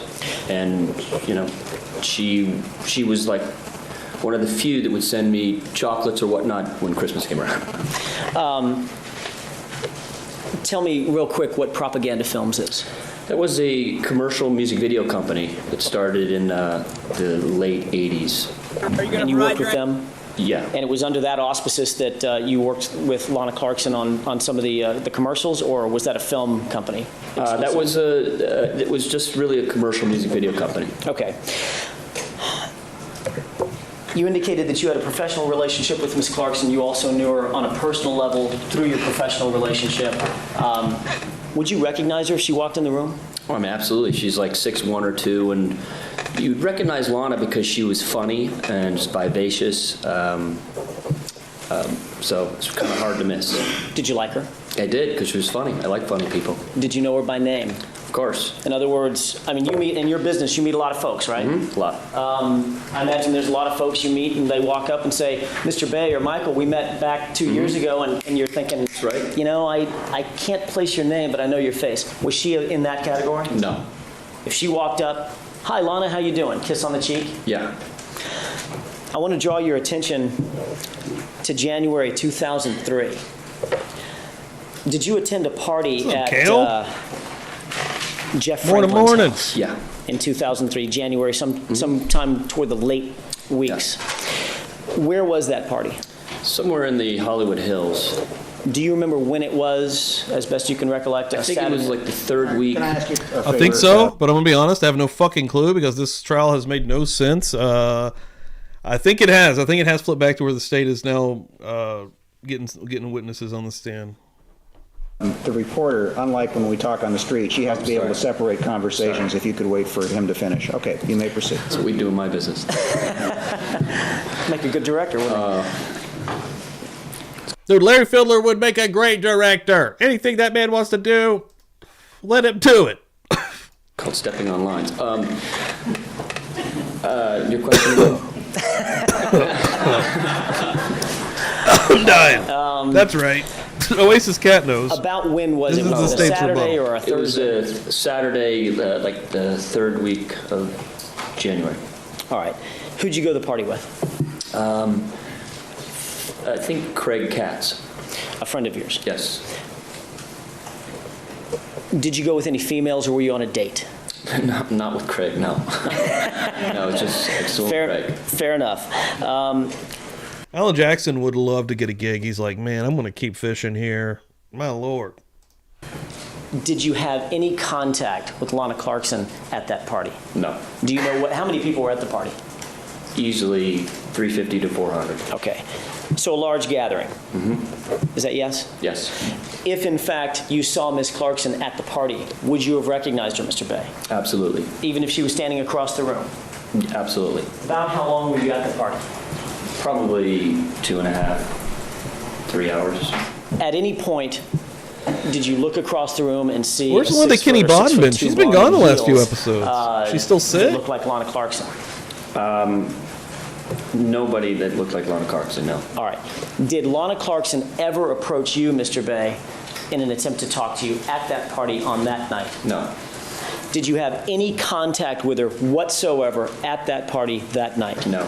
When was the last time you had seen Lana Clarkson before you heard that she was killed?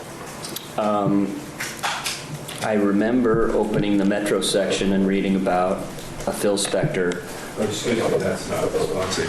When did you last see her is the question. I think he's trying to place the date by what he read and when he saw. So I don't think he needs to tell us the content of a story to tell us the date he last saw. Mr. Brennan, it's not necessarily a story. He's setting this up in his mind. He's explaining how he's setting the date. The objection is overruled. Could we ask him to set it up silently and just answer when he gets a date? Well, not necessarily. I don't think a witness has to do that. I think if you fix something in your mind by other incidents, then you're allowed to testify as to how you're doing it. The objection is overruled. You may answer. Yeah, stop fucking talking. And I Larry Fiedler ruled. opened the page Judge of the Dowhard Metro done said. section, and I saw Laid Lana down the law. Clarkson. And instantly, my heart was like, oh my God, when's the last time I saw her? And I was living in Florida directing Bad Boys 2 from the end of 2002 to kind of the July of 2002. So it had to be maybe 7, 8, 9 months. Mr. Bay, if you had seen Lana Clarkson or had contact with Lana Clarkson 3 or 4 days before you read the Metro section that she had been killed, is that something that would have stood out in your mind? It would have been a huge event in anyone's life, because I think the first thing you look at or you remember is if someone's dead, when was the last time I saw that person? You indicated that you knew Lana Clarkson and you liked her. You considered her a friend. Is that yes? Yes. If you had seen her, would you have disrespected her in any way? If I disrespected her, she would have slapped me. You had that kind of relationship? No, she's just funny, and she's, she was kind of saucy, I mean, she had no Thanks, qualms Oasis. coming right up to someone. All right. If someone suggested that you had contact with Miss Clarkson at this party and you, in fact, disrespected her at the party, would that be accurate? Yeah, I'm going to object to that. It's not someone, it's Miss Clarkson. Well, actually, it's a little different. It's talking about someone else's testimony. Correct. Which is based on Miss Clarkson. And I'm going to sustain the objection. That's for argument. The bottom line is to the facts that happen, and then you can argue their import at a later time. Was Lana Clarkson someone that you, Mr. Bay, liked well enough that you would have crossed a room to say hi to her? Sure. And you didn't on that night? No. And you had not seen her or been in her presence for some 8 or 9 months, to the best of your recollection, before you found out that she was killed? Best of my recollection. Thank you. That's all I have.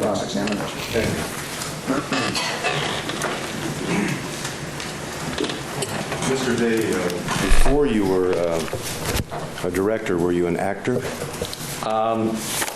Yeah, I actually did a little family theater stuff when I was a kid. That evolved into directing? No, photography helped evolve me into directing. In any event, you're not an actor now, you're a director now? Yes, I'm a director. All right. Sometimes you have to act to be a director. I'm going to let that one pass by.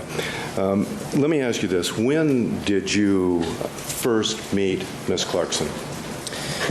I started my career in '89, so it probably would be in the early to mid-'90s. I actually remember the first time I met her. I think in a casting in the early '90s. She came in the room dressed like, I think, Marilyn Monroe. Did you said you cast her in one commercial that you recall? Is that right? One. He's about to correct it. One. Go ahead and let him answer. I think. One, most definitely, the Mercedes commercial. Yes. Where she was a German inspector, and I think possibly another Mercedes, but I can't find it because I've directed.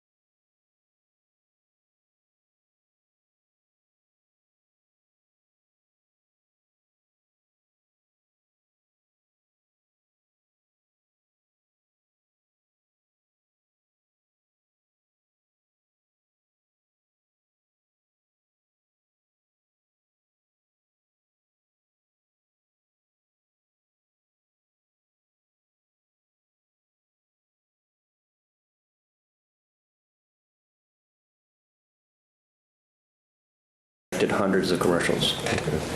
The one that you do recall, when was that?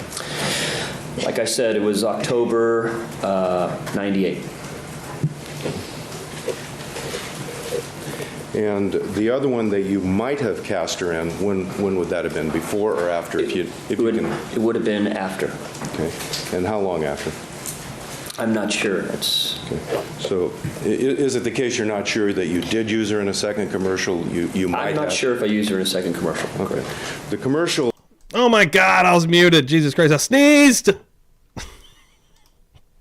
I was plugging my Patreon real quick. The only way that you can see some of the Feral Friday episodes that that are crazy and out there, this last one that I was just showing on the screen, I'm putting it on Patreon right now. It's one with Chris Stewart where we were watching an episode of Cops in Heavy Metal Parking Lot, which is this fucking insane short film that was done by just some regular dudes who took a camera to a Judas Priest parking lot right before the show, and everyone's getting fucking hammered. There's lots of underage drinking and partying going on. It's absolutely insane, actually. So yeah, the only way to actually see those past Feral Friday wild parties is on Patreon. So,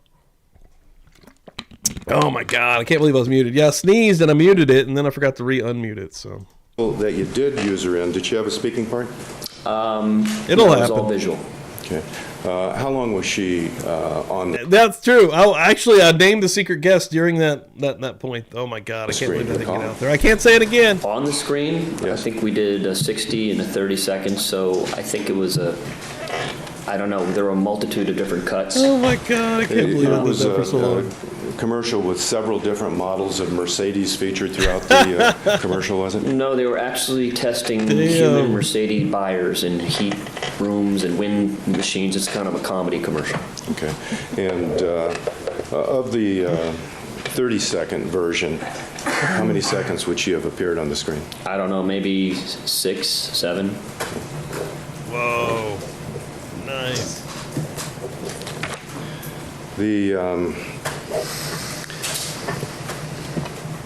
After 1998, did you use her in any other? That Heavy Metal thing starts out with like interviewing two people in the parking lot. It's like a dude and a chick, and the guy's like, "Yeah, I'm 21," and the chick's like, "Yeah, I'm 13," and then just start making out. It's like, what is happening right now? This is crazy.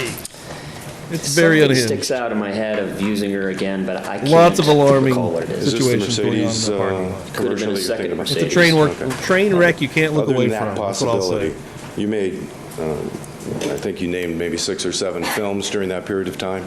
Between, well, let's stop at 2003, February. Between 1998 and 2003, how many projects did you work on? How many projects did I work on? Yes. God, I have no idea. I mean, I don't know. I work every week. Okay. Congratulations. Approximately, you made 3 or 4 movies. This lawyer sucks during that period right of time. now. would you He's say? not doing a very good From what job. date? From 98? From 98 to 2003. Something like that, yeah. And each of those feature films would have dozens, if not hundreds, of parts. Is that right? Correct. From people so-called above the title to extras who may have a credit to. The Buzz Nation is buzzing because, again, we have a very secret guest lined up that I am not going to spill the beans on, not for a while anyways. It's going to be a minute. Also, the date that I've set out is still about 3 weeks out, and I'm not even sure if that's going to be for sure. They're very busy. I've got to make sure we've set this up properly, but I did specifically mention Feral Friday, so I think that they know what's coming, at least. I think. People are just in crowd. They're going to get in here and be like, what's going on? During any one of those, even in a crowd scene, even in somebody doing a walkthrough, uncredited part, did you use Miss Clarkson? I would never offer her an extra part because that's demeaning. Okay. Well, did you ever offer any other part? No, but I never offered Tom Hanks a part either, so I don't know. Well, we're not talking about Tom Hanks, so. Well, the point is the difference in caliber of actor and actress, you fucking moron. He's saying that he wouldn't. He's not going to offer. The fact that he didn't offer Alana Clarkson a job. Also, I didn't offer Tom Hanks a job. And he might not have accepted. Who knows? But Jesus fuck. Why is he contentious with Michael Bay? You didn't offer her any other part, did you? No. Okay. She might have come in on something on Pearl Harbor, but I can't recall. Okay. So in terms of anything you specifically recall, you cannot say, I offered her a part in such and such a film or a project, and she took it. Right. Okay. You made commercials throughout that period of time between 98 and 2003 as well? Yeah, but it's definitely fewer commercials because. Well, can you quantify how many you made? I mean, I try not to remember them. Maybe 30. Okay. In those 30 commercials, there were people in all of them? Persons, rather? Mm-hmm. Yes? Yes. And could you quantify how many people collectively were in all those? It's a number, I don't know, sir. Okay. Could be from 1 or 2 to dozens, Yeah, they're right? both annoying each other right now. We're in Did you for offer a role in any of those potential commercials? spice. Like I said, my casting woman, Lisa Fields, we recall that we used her in one other commercial, but we don't know which one. Okay. I'm talking about the 30 or more that are in addition to the one you recall and the one you might recall, and the additional 30 during that period, approximately.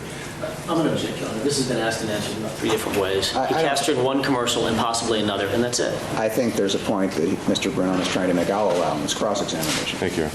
I'm not so sure, in those but additional commercials. Larry Fiedler is patient. Did you ever ask your casting director to call Miss Clarkson in to see if she could read for a part or not read, just act? Potentially, but I can't recall. Okay. But you do know you didn't use her in any other than the one you caught. Oh shit! Real quick, I know. I saw Jay tweeting about it a little bit. Who's watching Black Mirror? The new season of Black Mirror. I've only seen 2 episodes so far. I watched episode 1. Absolutely crushed me. It is sad as hell. It is so brutal. Holy crap! Oh my god. It's really good. It's great. I definitely would recommend the episode 1, but it is an absolute gut and heart punch.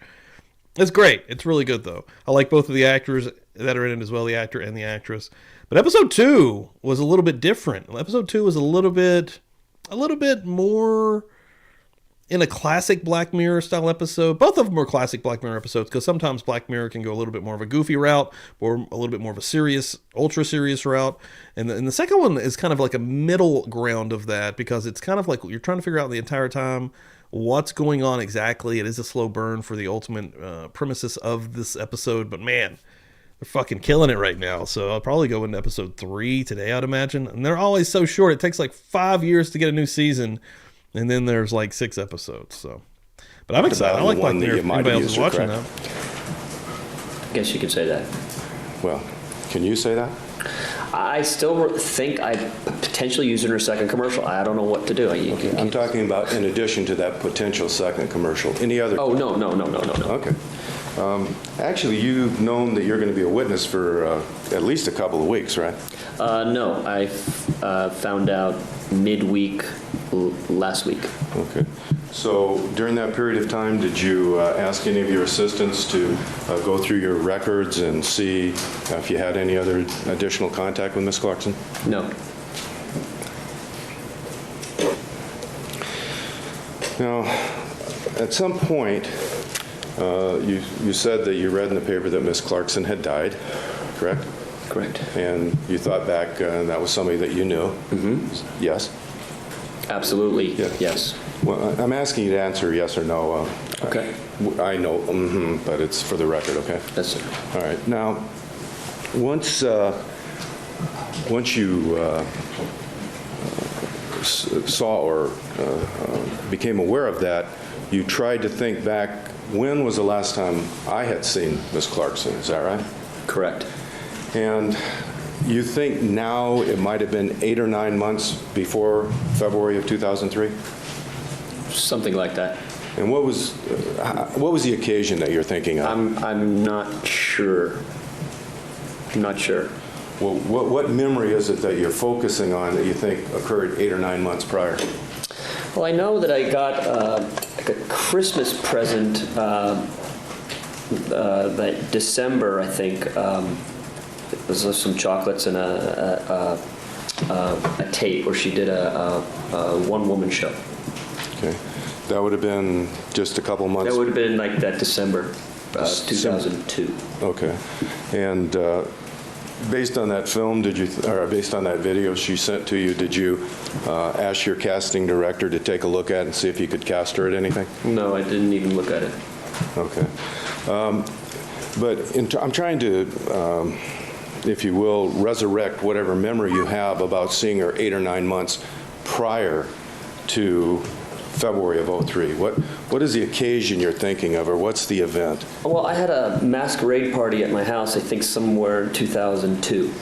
So. Do you recall her being there? Yeah. And do you recall how she was dressed? No. Are you sure that she was there at your party?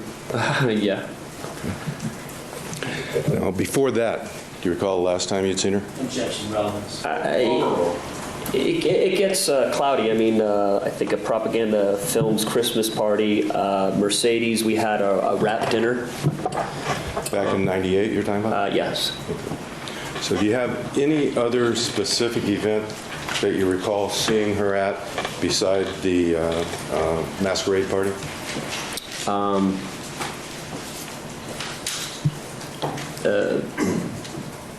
I don't know, just maybe parties or throughout the years that I've known her, I guess. I don't know. Do you have a clear recollection of seeing her at a party? I mean, they're recollections, there's images in my head of seeing her out in L.A., you know? Well, I'm trying to put a context for that, okay? I guess it gets cloudy. Okay.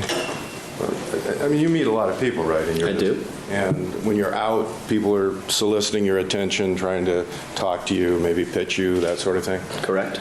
Okay, so you get a lot of data in terms of personalities and people trying to make contact with you, is that right? Correct. Okay. And I assume that you don't attempt to catalog all of those in your memory.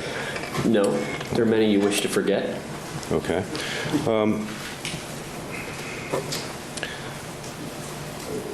The party that you went to in January, whose house was, or whose? Jeff Franklin.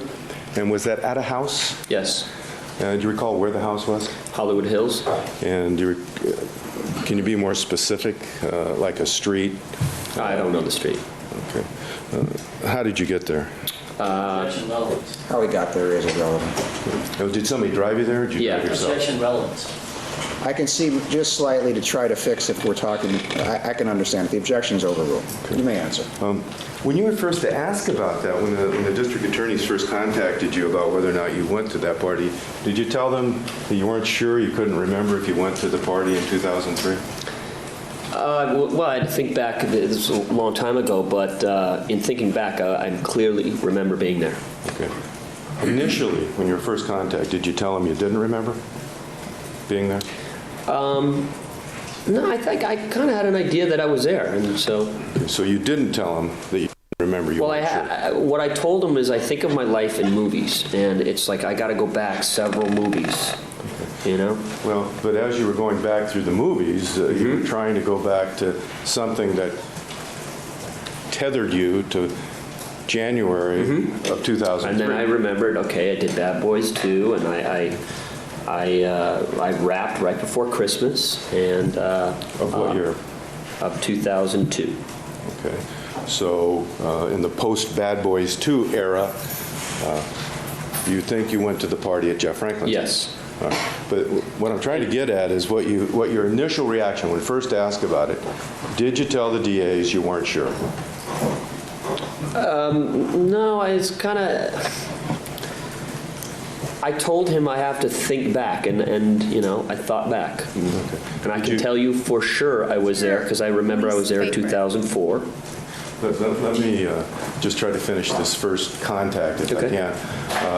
Did you have to think back and then call him back or have second contact, or were you able to think back during that first conversation? No, I think the first... Gambies, you just won the wheel.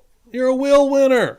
Get that son of a bitch coming through here late, picking up Will. I'm telling you like it is, baby. Will win, baby. First thing I told him was I think I was there. Right. Now, in... yeah, we think. I'm pretty sure. I'm pretty sure I could read that. I'm pretty sure you won the wheel. This particular event. Do you keep a day planner or a diary or some sort of record of your activity? Yes, I do. And do you keep it, or does an assistant keep it, or both? An assistant keeps it. I don't keep one. but it only goes back so far. And, we usually go back about 2 years, 3 years. Okay. Did you attempt to determine if there was any documentation as to whether or not you attended that party, either by way of day planner, appointment book, invitation, anything like that? No. Do you remember what the date was of the party? It was like the third week in January 2003. Do you have a date? I don't know. What would be the third week? Is it the 20-something? Well, I don't know. I don't remember the date. Presumably 21st to 28th, something like that? Could be like that, yeah. Or I suppose the first week is 0 to 7, second week is 7 to 14. I feel like these guys hate each other for no reason. Third week, that's what I remember. Okay. By third week, are you saying between the 14th and the 21st? I mean, we can look on a calendar specifically and find the date. Okay. How about just answering the question? I'm trying to answer the question, sir. I mean, you've asked me 3 times. Just stop, everyone, please. That's inappropriate. Sustain. But what I'm asking you is what you mean by the terminology third week. Is that the week? Like in the objection. Let me finish the question, and then I'll pause you. If you haven't finished the question, finish the question, then make your objection, then I'll rule on it, and then we'll see where we're at. Go ahead. When you say third week, do you mean the week that begins on the 14th and ends on the 21st? No, I think it's later 20s. Like, they hate each other so much we can't even answer a very basic fucking question right now. And was there any kind of theme for the party that you recall? I'm not sure if it was. I don't know if it was lingerie. A little bit of spice coming in here. What about for the women? That's what I'm saying. I wouldn't be wearing lingerie, sir. He runs it a tight ship. He doesn't let it get too far off the rails. I like it. That's what's known as a joke that fell flat. I know. He's trying to break the ice. No one gives a shit!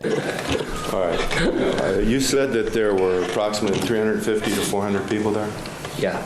And did you make it a point to go greet everybody at the party? No, I'm actually kind of shy at parties. Okay. And what does that mean? You kind of stay in a corner? No, I just kind of hang with my friends. Okay. And I'm hanging with my crew, dog, all right? You're not one of us. You're not a part of this pack, pal. 350 to 400 people. How many would you say that you personally greeted, made eye contact, shook hands, that sort of thing? Oh my God, what a fucking insane question. Be a small fraction? Excuse me? Would it be a small fraction of that? It would be a small fraction, yes. 10, 15 people, something like that? Probably more than that. What would you say if you had 30, 40. Okay.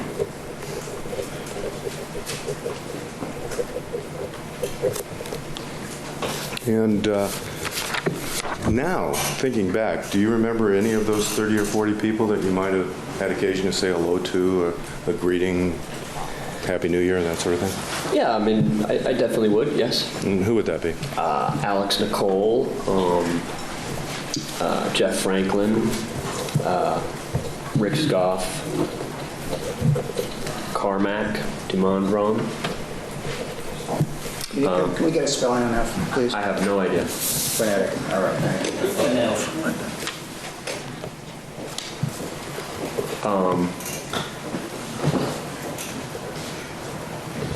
No, at this point, I would object that under 352. It's irrelevant, and it's irrelevant. Over. Anyone else you recall?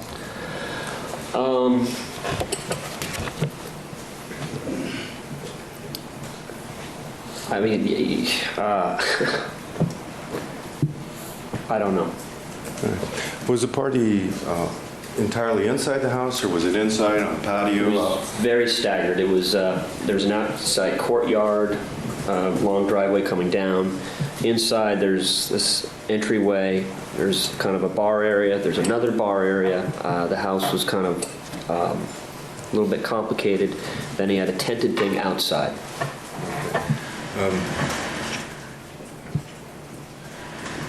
Was there a particular location within the party that you primarily stayed at? Thought it would be outside by the tent. Okay. And It's where I generally stay. Okay. And you said that you were there 2.5 hours, more or less? Something like that. Okay. Do you remember what time you arrived? Probably about 11. Okay. And when you say probably, are you guessing, or do you have some memory of that? Would never get to a party right on time, and I generally Fashionably late, how I would like get to a to party about 10:30. stroll on in. Okay. Usually about midnight. Do you have a specific recollection of this particular party? Oh my God in heaven! Generally when I would go to a party. So if you had to He's guess, answered the that's what questions you would pretty say. good. He's just like, I need a fucking specific. I need it right here. Leaving time. Do you remember leaving? Yes, probably about 1:30. Okay. Do you actually remember that, or are you basing it on your... Oh my God! The party, I think, potentially the party might have been shut down by the police for noise. Okay. What is even happening right now? I'm off. What is relevant about this? I remember one of his parties was shut down. I'm not sure if that was the one. Okay. Is it a Phil Spector party? I've missed something. And do you remember saying goodbye to anybody in particular as you were leaving? Is it a party where Lana's at? Now, have you ever had the experience of having someone come up and say, I saw you at such and such an event, but you didn't see them? Yes, I've had that experience. Okay. And likewise, have you ever had the experience of telling someone else, hey, I saw you at the Dodger game or UCLA football, and they go, I didn't see you. Right. Okay.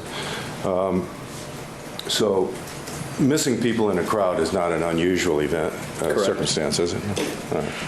Now, we have an exhibit I'd like you to take a look at if you could, if you would. Can you see that? Is the lighting all right to see that from where you are? Uh-huh. Yes? Yes. And you recognize any of the people in that? Just Lana. Okay. And she's on the left, is she? Yeah. The leopard skin jacket? Yes. Do you recognize anybody else in there? No, I don't. Do you know someone named Pumpkin Pie? No.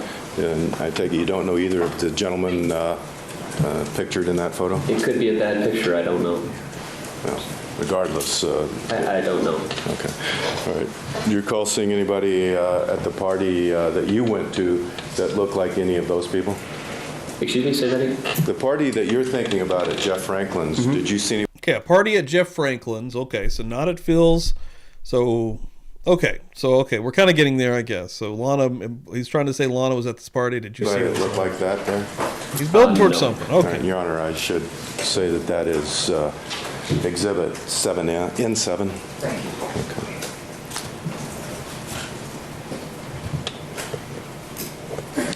Okay. Now, I think they're getting there. I think we're maybe getting there. Do you recall referring to actresses in a Rolling Stone article as being neurotic? Objection, relevant, sustained. Excuse me? Objection was sustained. Sustained. You don't have to answer. Let me ask you this. Have you ever heard the expression drama queen? Objection, relevance. You want to approach Mr. Brunon? Because I don't see the relevance. All right. I'll pass. Let me ask you this. Would it be conceivable in your experience that someone might have seen you, Ms. Clarkson might have seen you at the party, and you didn't see her, and she took that as a snub? Objection. That calls for speculation. Sustained. In any event, the most you can say today is that if you went to that party in January 2003, and she was there, you didn't see her, correct? Correct. You don't know if she saw you. I don't know if she saw me. You don't know. That assumes facts, not evidence. That she was. Okay, well, she doesn't know. It's the way there's certain facts in the question that assume certain things. And would you have any way of knowing if she did see you, if she thought that you had ignored her and took that badly? Objection. That calls for. It's beyond speculation. Sustained. That's within speculation. I mean, thank you, sir. I don't have anything else. I'm not redirect. Mr. Vey, I'm just going to surprised. We've seen this happen over and over and over. What he's done? What was that? What did he prove? What was the point of any of that? Jesus with fucking you. Christ, dude. You indicated on cross-examination that you don't know everybody that was at the party, correct? Correct. But So, okay, if I missed something else that has happened at this party, maybe with Lana, as you sit here today, can you say that they're trying to get you did to, not see Lana to Clarkson see maybe at the he party? witnessed I did it not to see be, Lana. you know, did be able not to have transcribe it? contact with What's Lana Clarkson at happening? the party. I did not have contact. She did not have contact with you at the party. She did not have contact with me. And at no time at that party did you ever disrespect her in any way, shape, form, or fashion? Never. You were asked about working with Ms. Clarkson, People's 183 next in order, Your Honor. 183 is correct. Thank you. You indicated that you had had contact with Ms. Clarkson and actually cast her in one of your commercials, and I'd like you to take a quick glance at this 35 millimeter photograph. It'll come into focus in just a second. It's actually got a bad sheen on it, so let me see if I can move that just a little bit.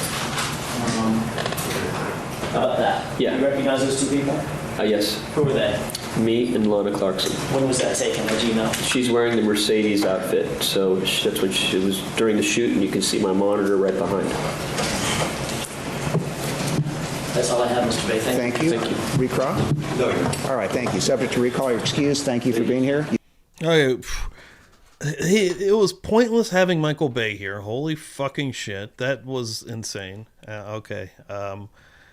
There's still 25 minutes left in this video, so we're going to have some extra arguments going on or something, because Michael Bay was... You may step down. Ladies and gentlemen, as you know, we are not in session tomorrow. A lot of us have medical appointments, including I've got two tomorrow. So we're going to be off tomorrow. And, I'm not surprised. I mean, this trial has been ridiculous. At 9:30 in the morning. I've never seen so much irrelevant bullshit. And then Thursday morning, you know, at 10 o'clock, we will... In a trial. You'll be meeting here at the normal time, and then you will be transported. We will be having a jury view on Thursday at the Grandview residence. All right, that'll be Thursday morning, and Thursday afternoon we should be in session in the afternoon. Yeah, they're going to Phil's with that house. in mind, keep in mind the admonition, and we will see you Wednesday at 9:30 in the morning. So we're going to another... I bet something happens here, and they have to... Jurors and the alternates have left. We have a lot of things we need to take up. One, when the media selects their representative, please let Mr. Parachini know so he can tell the sheriffs and we can make appropriate arrangements. Thank you. Mr. Rosen? Yes. Mr. Ford wanted to address the court on the document. We need a ruling on that. Yes, I'm prepared to move forward on that. Thank you. Well, I have some questions, I should say, and then I'll be prepared to move forward. Your Honor, before we get too far into that. Yes. You want somebody ordered back? Yes, we want. Okay, so we can do that first. Yes, yes. I don't want to hold you up. A lot of matters to go over.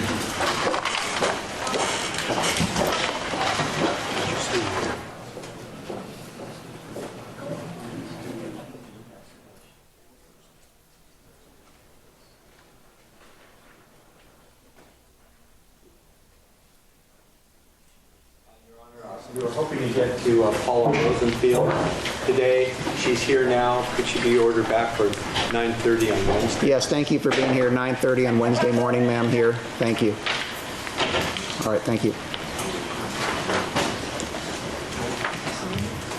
Paula Rosenfield. Yes. The custodian. There's no discussion. No. Yeah, maybe you can come to a stipulation and avoid her. Can you guys just come to the middle of the ring? Yeah, how about I think given where we're at. I meant what I said. I said what I meant. Come to the middle of the ring and just duke it out for us, please. We can just have Alan Jackson. And we had the discussion, and it turns out go ahead and put these gloves on. Without objection. It has been testified, but they have the custodian now, so we're going to see if we can work out a stipulation. But that's up to the parties. Okay. So the otherwise fascinating legal discussion we were having is probably moot. He really does. It was. A master of holding court. What else do we want to talk? You want to talk? Mr. Plord is there. He is. The conversation. You want to talk about? You said you had a question regarding that. Well, there's a people's motion to prevent you from calling an expert witness, Dr. Jan Jan. Dude, he does, Micah. Good call. LWETSMA, and the people have filed. You filed a notice of motion to call the witness. The people have filed a response and an objection to calling the expert.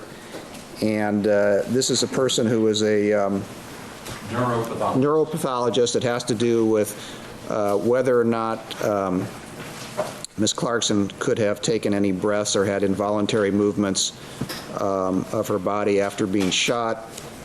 One of the main objections the people are having is this witness discovery was not given until, I guess, sometime last week. Is that correct? That's correct, John. Okay.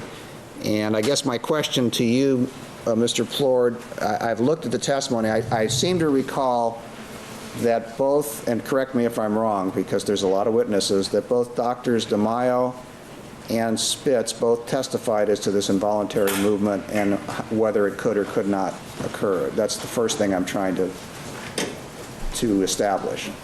To some extent, that's true. They both did, and they both conceded they weren't neuropathologists, that type of thing.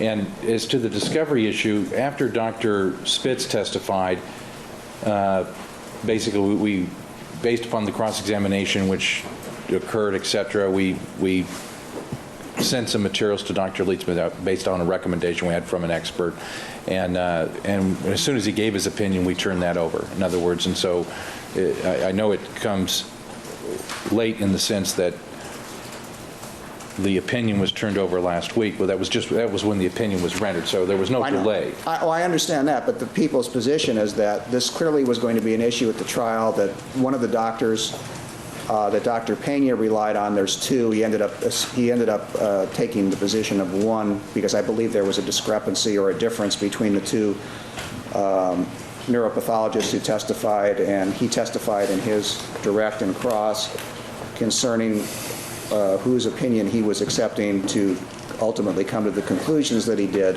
which is why the court allowed that hearsay testimony, because it was the basis of an opinion. And the people's position is that you've known all along you should have had all witnesses that could have testified to this on board so they could have done their checking and prepared prior to that witness being called. That's their position. Yeah, I understand. And actually, this is sort of the way we looked at it. There were no neuropathologists on their witness list that we discerned. Basically, Dr. Pena is the one that really brought the neuropathology into it. And the only one that was in the coroner's file at all was, I believe his name was Dr. Andrews, who basically gave an opinion that wasn't too divergent than what our experts were saying. So we felt it was really kind of a non-contested type issue. During Dr. Pena's testimony, for the first time, he brings up Dr. Itabashi, who basically he sort of said contradicted the other neuropathologist at the coroner's office who was in the file. Dr. Itabashi's name never surfaced at all. First time we heard it on was basically on, I think, redirect or recross when he mentioned it when I was talking to him, and he said that basically there was a disagreement there. So that opinion was basically out, contrary to the way we thought things were going to go down. So, we objected to even any opinions coming in, because Dr. Pena had really no opinion on neuropathology. He simply stated the neuropathologist's opinions. So then when Cross came with Dr. Spitz, particularly about the neuropathologists, we decided we should, to be effective representatives for our client, to be really, competent advocates, we should consult with a neuropathologist on this issue, and we did, and that's where we get Dr. Leitzman, and it's two narrow, very quick opinions. I don't believe that they're prejudiced at all by the sequence of events as they came down, especially in light of how it came from their side. I think, the equities just favor us calling this witness for the testimony, which I think estimate-wise should be about an hour and a half at the most. I asked you before, and you sort of indicated, I can't recall your exact response, but I have a memory, and please correct me if I'm wrong, that both Dr. Spitz and Dr. DeMaio were very emphatic about their testimony. I remember Dr. DeMaio talked, because we got into the question of whether the video of this individual in the San Bernardino or Riverside jail who shot himself, and although I wouldn't allow the... Dude, I remember that episode because I went and found that and watched it, and it was brutal. Because, they were talking about, like, involuntary movements after death, when this person had shot themselves in the head, and they pretty much just slumped down into the chair, Some movements still happened, and I think their head even went sideways. The video to be shown because of its gruesome nature, and it's obviously not the same case. Basically, allowed. But I looked at it actually for the relevance of like what they were talking about. I think it was that Dr. Mao who was up on the stand when they were getting into that. and just to kind of see what he was saying would be factual, and it was with the doctor to testify with that one, anyways. With that video from what he the saw early and 2000s, like they didn't search this guy properly. Like a cop, they were questioning the cop, leaves the room, dude. He just pulls out a gun and boom. On whether somebody could move or not move. I know that basically had to do. Hell yes, that's with the Evan shirt. involuntary It's movements. sick. And then I believe that Dr. Spitz was Sick. very emphatic on his testimony on whether there could be breathing. That's That's true. awesome. And the deficiency there, and the reason why we felt it was really important. Always new merch for up here, too. I'm competency trying to always counsel keep it reasons is booming. that basically, then he was cross-examined, said, well, you're not a neuropathologist, which Dr. Spitz acknowledged he wasn't. In fact, it was Dr. Spitz and Yeah, Dr. go get some DeMaio who merch. suggested, hey, you should get a neuropathologist, basically to cover that base. And we're following that recommendation, and we, try to be fair with the people to give them the discovery right away. And as soon I as just we followed got you it, back, Bluebird. Here we are. Okay, thank you. I'll hear from the people. Your Honor, to say that this is the first time this comes up is simply to ignore the grand jury testimony in 2004. In September 2004, Mr. Plord knows this as well as anybody. Dr. Pena was specifically asked by Doug Sortino, tell me extensively, and it's in our motion, we attached it, tell me about her ability to move after her spinal cord was transected. He said she couldn't move. I mean, that has been the evidence, and that has been what he was going to have said from September of 2004. They knew this. They absolutely knew that was going to be the position of the experts on the people's side. Dr. Andrews, John Andrews, a neuropathologist, was consulted, and his consultation is included in the original protocol, the autopsy report. And Dr. Andrews concurred with Dr. Pena, who cross-concurred with Dr. Morning. I saw you come in here early. Who said at most, and this Happy is borne Sunday. out in the grand jury testimony, at most she could have taken 1 or 2 very slight inhaled type breaths. Inhale suggests volitional movement, and there was none. But he indicated that her lungs could have expanded just a hair and breathed in just a tad. That's exactly what his testimony was on direct examination. That's exactly what it was on cross-examination. When Mr. Plord asked, well, tell me about that, and where do you get this information, and how did you come to your conclusions? He expounded and said, not only did I talk to Dr. Andrews, as it's indicated here in the protocol, but there's also a neuropathologist on staff named Itabashi, and he agreed as well. I don't know what disagreement Mr. Plord is talking about. Dr. Pena didn't say that there was a disagreement between the 2 neuropathologists. They all agreed she couldn't engage in any volitional movement of her arms, of her legs, of her head, and the most she could do was breathe in very, very shallow, once, maybe twice. Now we come to Dr. Spitz. And Dr. Spitz has her shooting her legs out, moving her arms, maybe moving her head back and forth. Then you come to, I'm sorry, did I say Spitz? Yes, I think. DeMaio, my mistake.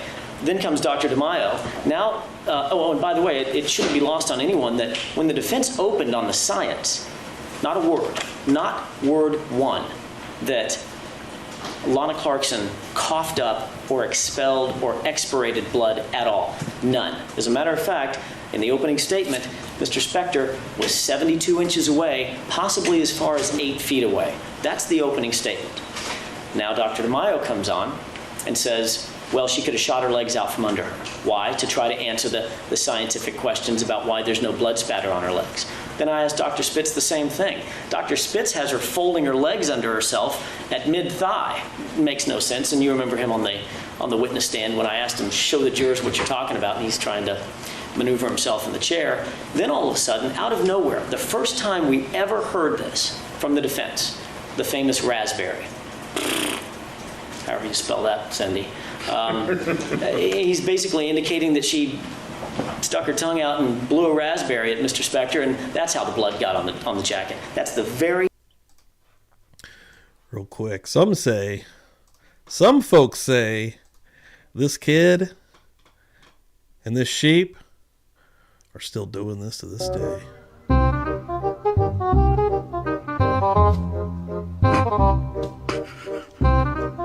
Squared up on them.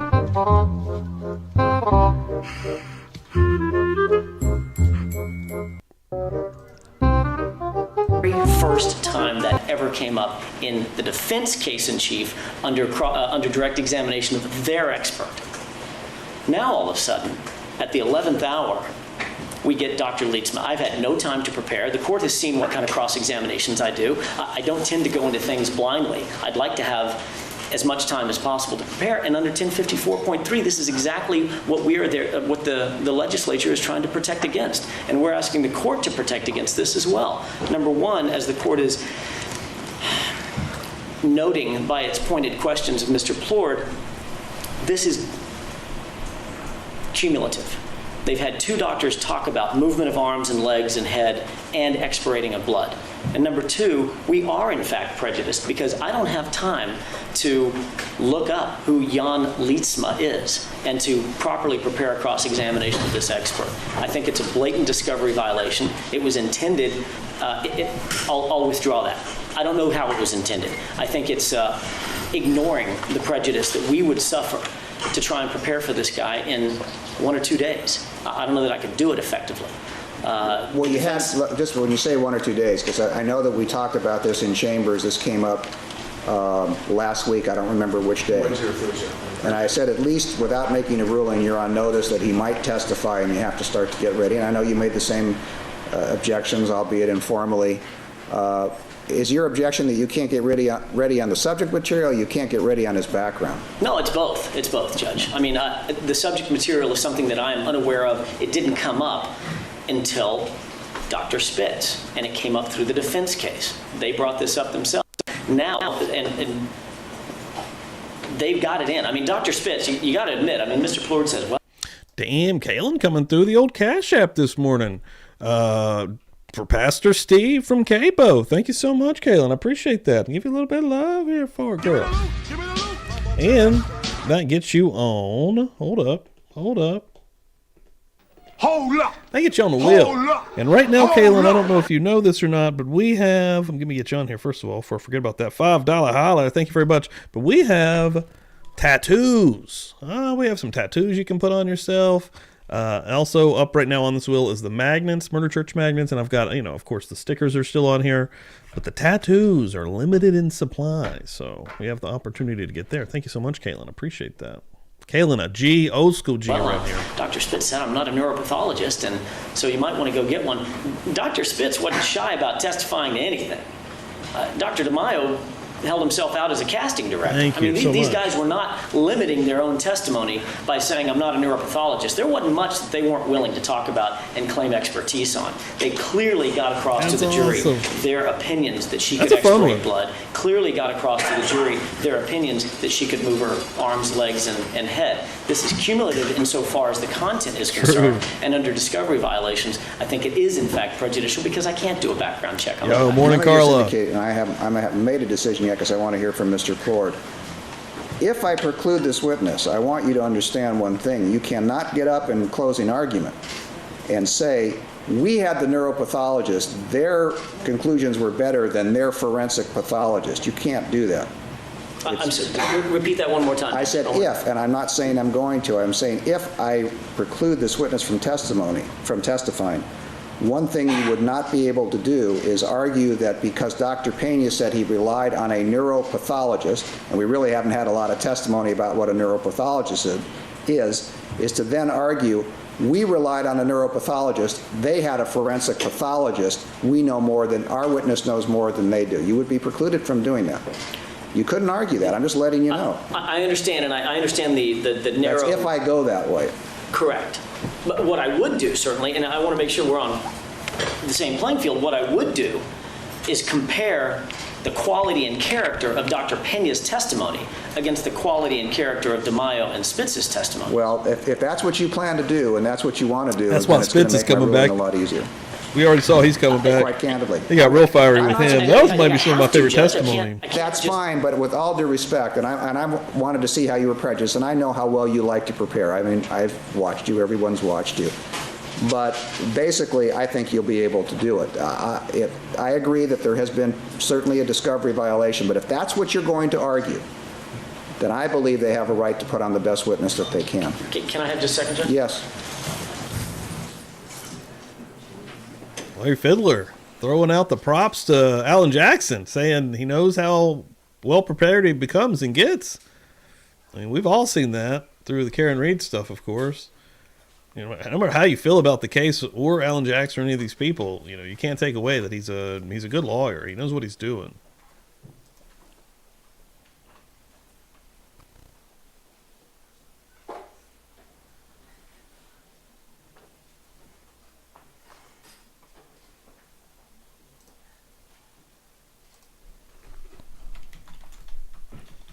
Let me expound on my thinking. It's one thing, I agree with you that Dr. Spitz, Dr. DeMaio, they were very emphatic and they have testified to the same subject matter, so to some degree it then becomes cumulative, end of the day, along with the discovery violation. However, if you then, and I believe I can go find case law not directly on that point, but certainly by analogy, that when you make a motion to exclude testimony and then argue sort of the exclusion of the testimony to benefit your side, that's error. Absolutely. I 100% agree. I mean, I, in good faith, as an officer of the court, I wouldn't stand up and say, hey, look, if they wanted a neuropathologist, they could have called one. I mean, I wouldn't do that. But I understand that. I guess I'm trying to get a look and feel for what I can say, because I think it's incumbent upon me. I have to compare the quality of the testimony. I'm not sure I have much choice. I've just argued myself right into I understand, and I understand the position I put you in, but I think,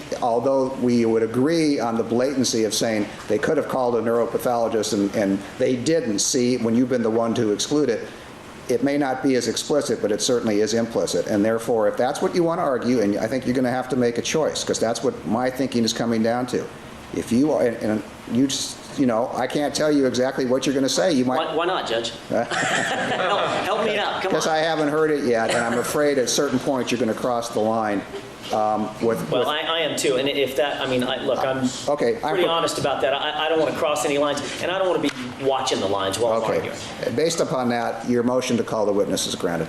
Thank you. And if you need extra time, perhaps for cross, because I have a feeling we talked about Miss Kenny Bodden's health, and we're trying to give her enough time to rest and get ready. That might have, you know, we're going to have some days when we may not be in session. I don't know. Cumulative. Dr. Leisman's actually coming in. Similarly. He's only available this week. I don't do well with that one either. Similarly. My point. The point is it gives her a little more time. That's all I'm saying. Jesus Christ. Because if they want to defer cross, he may only be available, but he's going to have to be subject to recall. Even if they cross him, they may find something in his background that they want to bring out, and that's going to be part and parcel of it. Okay. Very good, thank you. The only thing I would ask for from Mr. Plord, I've gotten when I see some people on X fucking with her, I'm like, representation about her arms moving and expirating blood. I would ask for any. Is he here now? Is he in the courthouse? No, he's actually just flying in this afternoon. Well, maybe tomorrow you can set up an interview. Yeah, I actually read to him after these statements that he. And that's all I've got from him. The only thing we did, we sent him stuff, and then we talked on the phone. And then what I'm saying is we have tomorrow off. Maybe you can arrange, he's in town, get together with him. I'll see what I can do. I actually haven't put together a little, it's really brief. It's sort of like Dr. Pena's opinion about the tongue. We found out about that a few days before. You don't want to snatch defeat from the jaws of victory, do you? Okay. You might want to stop talking, Chris. Yes. All right. Now, the defense's objective. They all went out and got beers after every day. Devra Robitaille, Robaitai. Deborah Robitussin is going to be in here tomorrow, and I know you guys like old Deborah Robitussin. Apparently, this is another somewhat 1101B incident. Yes, actually, it is 1101B. Well, let me hear. Judge, we actually had a motion on this earlier. This is a woman who belatedly came forward. Well, this is the woman from. Yes. Okay, so weird seeing a. It looks like a pencil sharpener back here. Am I wrong? You proved this at 1101B. I did, and then you didn't call her. We didn't call her in the case in chief. Why? Because we think that now it's appropriate rebuttal evidence. Why? Because two reasons. One, I mean, most of their case is about this is suicide. The doctors have said 99.5 or close to that interoral gunshots are self-inflicted. Both the doctors, DeMaio and Spitz, totally ignored the fact there's another person in the room, and then when asked by Mr. Jackson to consider it, they totally ignored it. That's one point. There's another reason why this happened. It's not suicide, and the facts of the instant case, the cases that we're talking about, mirror the 1101B witnesses. That's why you decided it was appropriate. Right. Secondly, they have attacked Melissa Grosvenor's testimony and attacked it with two different witnesses, the Pelagi sisters. We feel that the 1101B evidence cross-corroborates. If there was just one of them, it would be easy to ask the jury to disregard it, maybe even two of them. But because there were four, they cross-corroborate each other and become much more believable. They are trying to attack these witnesses and say, you can't believe what they say. You can't believe what Melissa Grosvenor said happened to her in Phil Spector's house when she wanted to go home and he forced a gun into her face. This witness corroborates what Melissa Grosvenor said and the others. Mr. Jackson might want to add to it. I do, very briefly. Okay. There is another issue that has come up in the defense case in chief, in addition to the attack. Little Bird, thanks for that share. Appreciate that. That involves the Kessel brothers. Hell yeah. Pumpkin Pie came in and said that she was aware of the Kessels, but somewhat tangentially aware, and who knows what. The jury can weigh and test her credibility, but the Kessel brothers came up. The Kessel brothers are involved with or connected to the Backstage Cafe. Of course, that's where Pumpkin Pie is working almost exclusively now on her Tuesday night parties, et cetera, et cetera. Well, this particular 1101B witness had specific face-to-face contact with Dan and David Kessel back in the late 70s, early 80s, insofar as her contact with Philip Spector is concerned. She knows them or knew them to be bodyguards of Philip Spector's, et cetera, so it ties them together as well, and that's another point that Deborah Robitaille is important for. That's fairly remote, but not particularly objectionable. The other matters were things that we brought up in the opening statement. That's so funny. All right, before we get out of here, before this ends, holy shit. So, watching these fucking, I guess, gorillas, I think, man. So fucking, I love animals, man. Watch these dudes. Raining out in this bitch. Yeah, I'm going to go out here for a minute. I'm going to eat a little bit of something out here. Shit. I love how just a matter of fact is. That scratch is even just a matter of fact.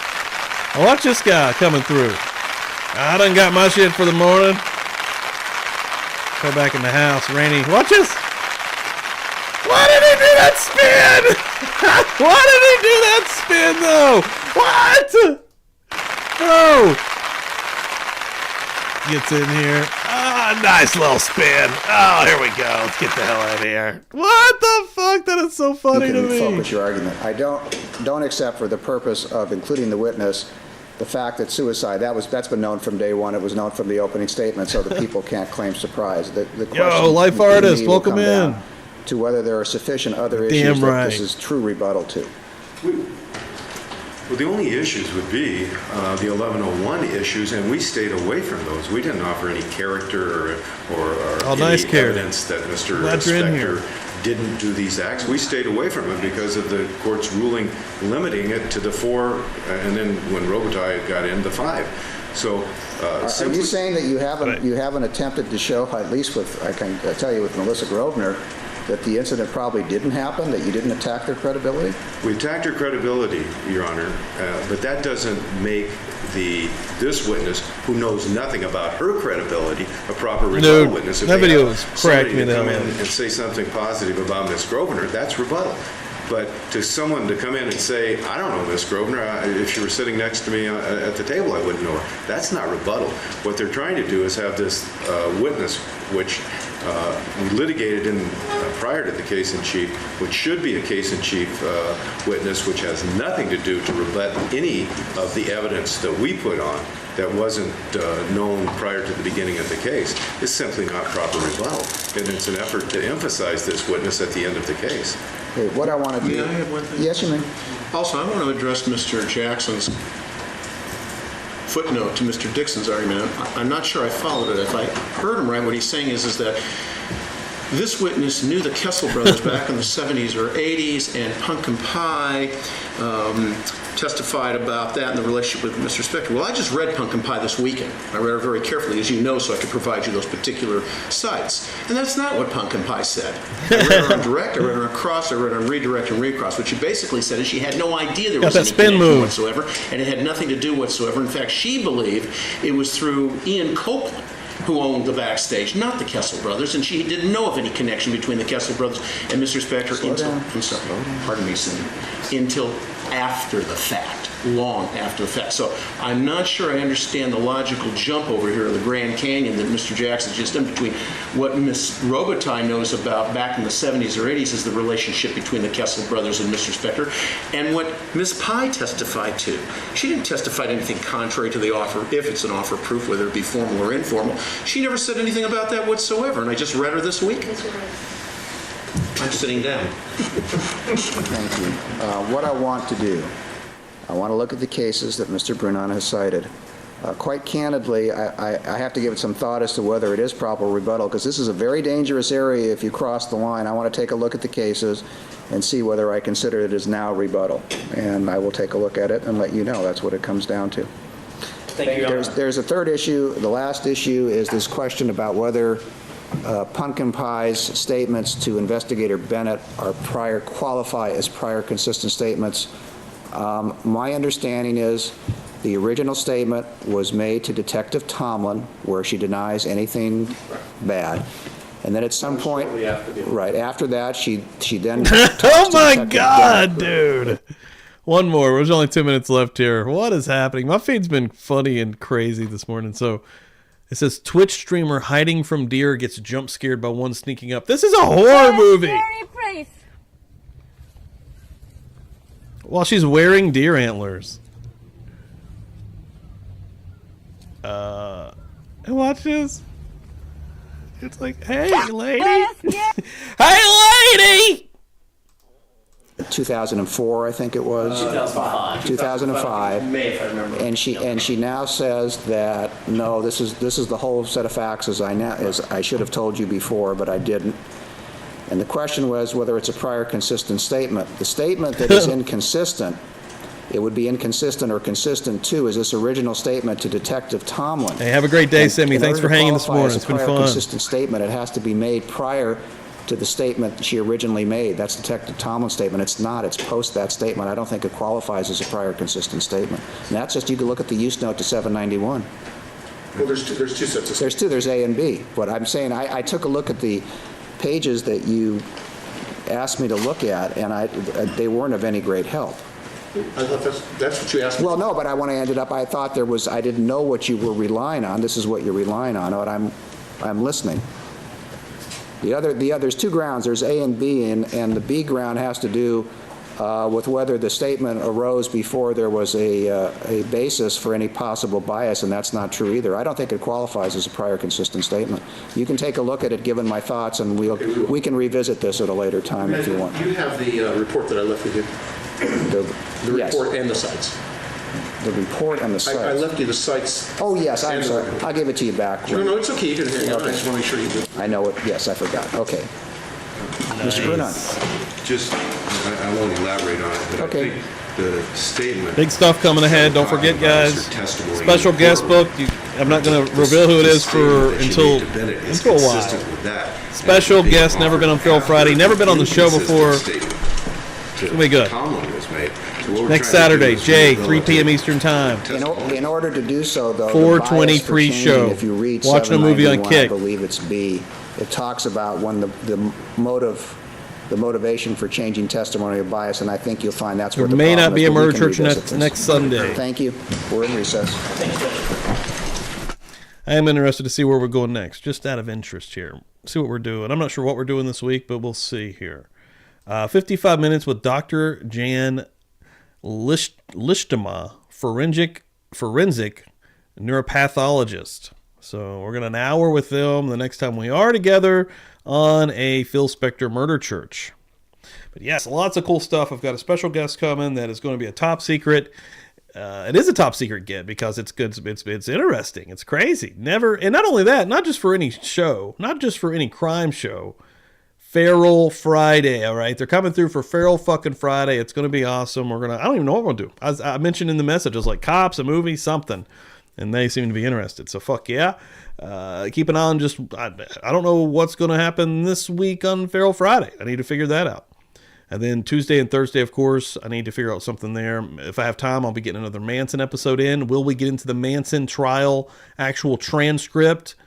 Because I'm talking opening statements from the Charles Manson trial with the family. I'm going to be going into that as well soon. Not exactly sure when, though. And then, of course, if you're not in the book club, the only way to actually be in the book club is if you're part of Buzz Nation and a member here. Every Tuesday night after our regular scheduled programming right here on YouTube, you can hang out with me live behind the scenes as we're reading The Stranger Beside Me. The book is by Ann Rule. She worked with Ted Bundy, the infamous prolific serial killer, at a crisis call center in the early 70s before, presumably, he had ever killed anyone.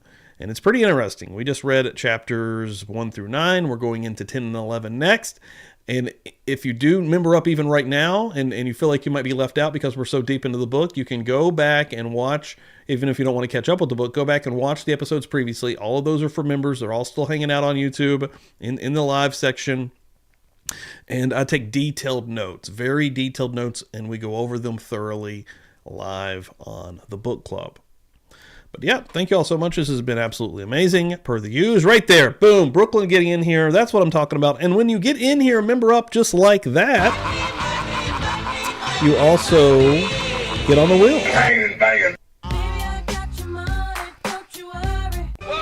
So Brooklyn, thank you so much. Appreciate that. Welcome to the party. And we are continuing to build another will. And like I said, that gets you right in to the Buzz Nation Book Club. So yeah, let me see who's streaming right now, and we'll send you guys to somebody. Send you to some fine folks. And when you get there, let them know that the Buzz Nation sent you. Let's see who's going right now. Salty Sleuth, that's where we're going. We're going to Salty Sleuth, this is where we're going. She's doing some Karen Reed stuff. Boom, when you get in there, let Salty know that I sent you through. And I will see you guys probably Tuesday night, 8 p.m. Eastern Time, Murder Church. Let's go. That's right, Oasis Cat. I take some very detailed notes. Very detailed notes. So if you miss the reading, you can get into every single thing just from my Tuesday night episodes. So, all right. I love you guys. Thank you all so much. Amazing episode. Have a great rest of your Sunday. Let's get into this week and kick its ass. Let's go. Love you guys. Boom. Real quick. Sorry. Just in case, if anybody does follow the Wrestle Plunge page, my second channel, 3:45 p.m. Eastern today, new video drops. It's a very intense, it's a crazy story, wild video about a possible potential murder that could have happened live on television that was stopped. So, yeah, check it out. Thanks, guys. This hurts.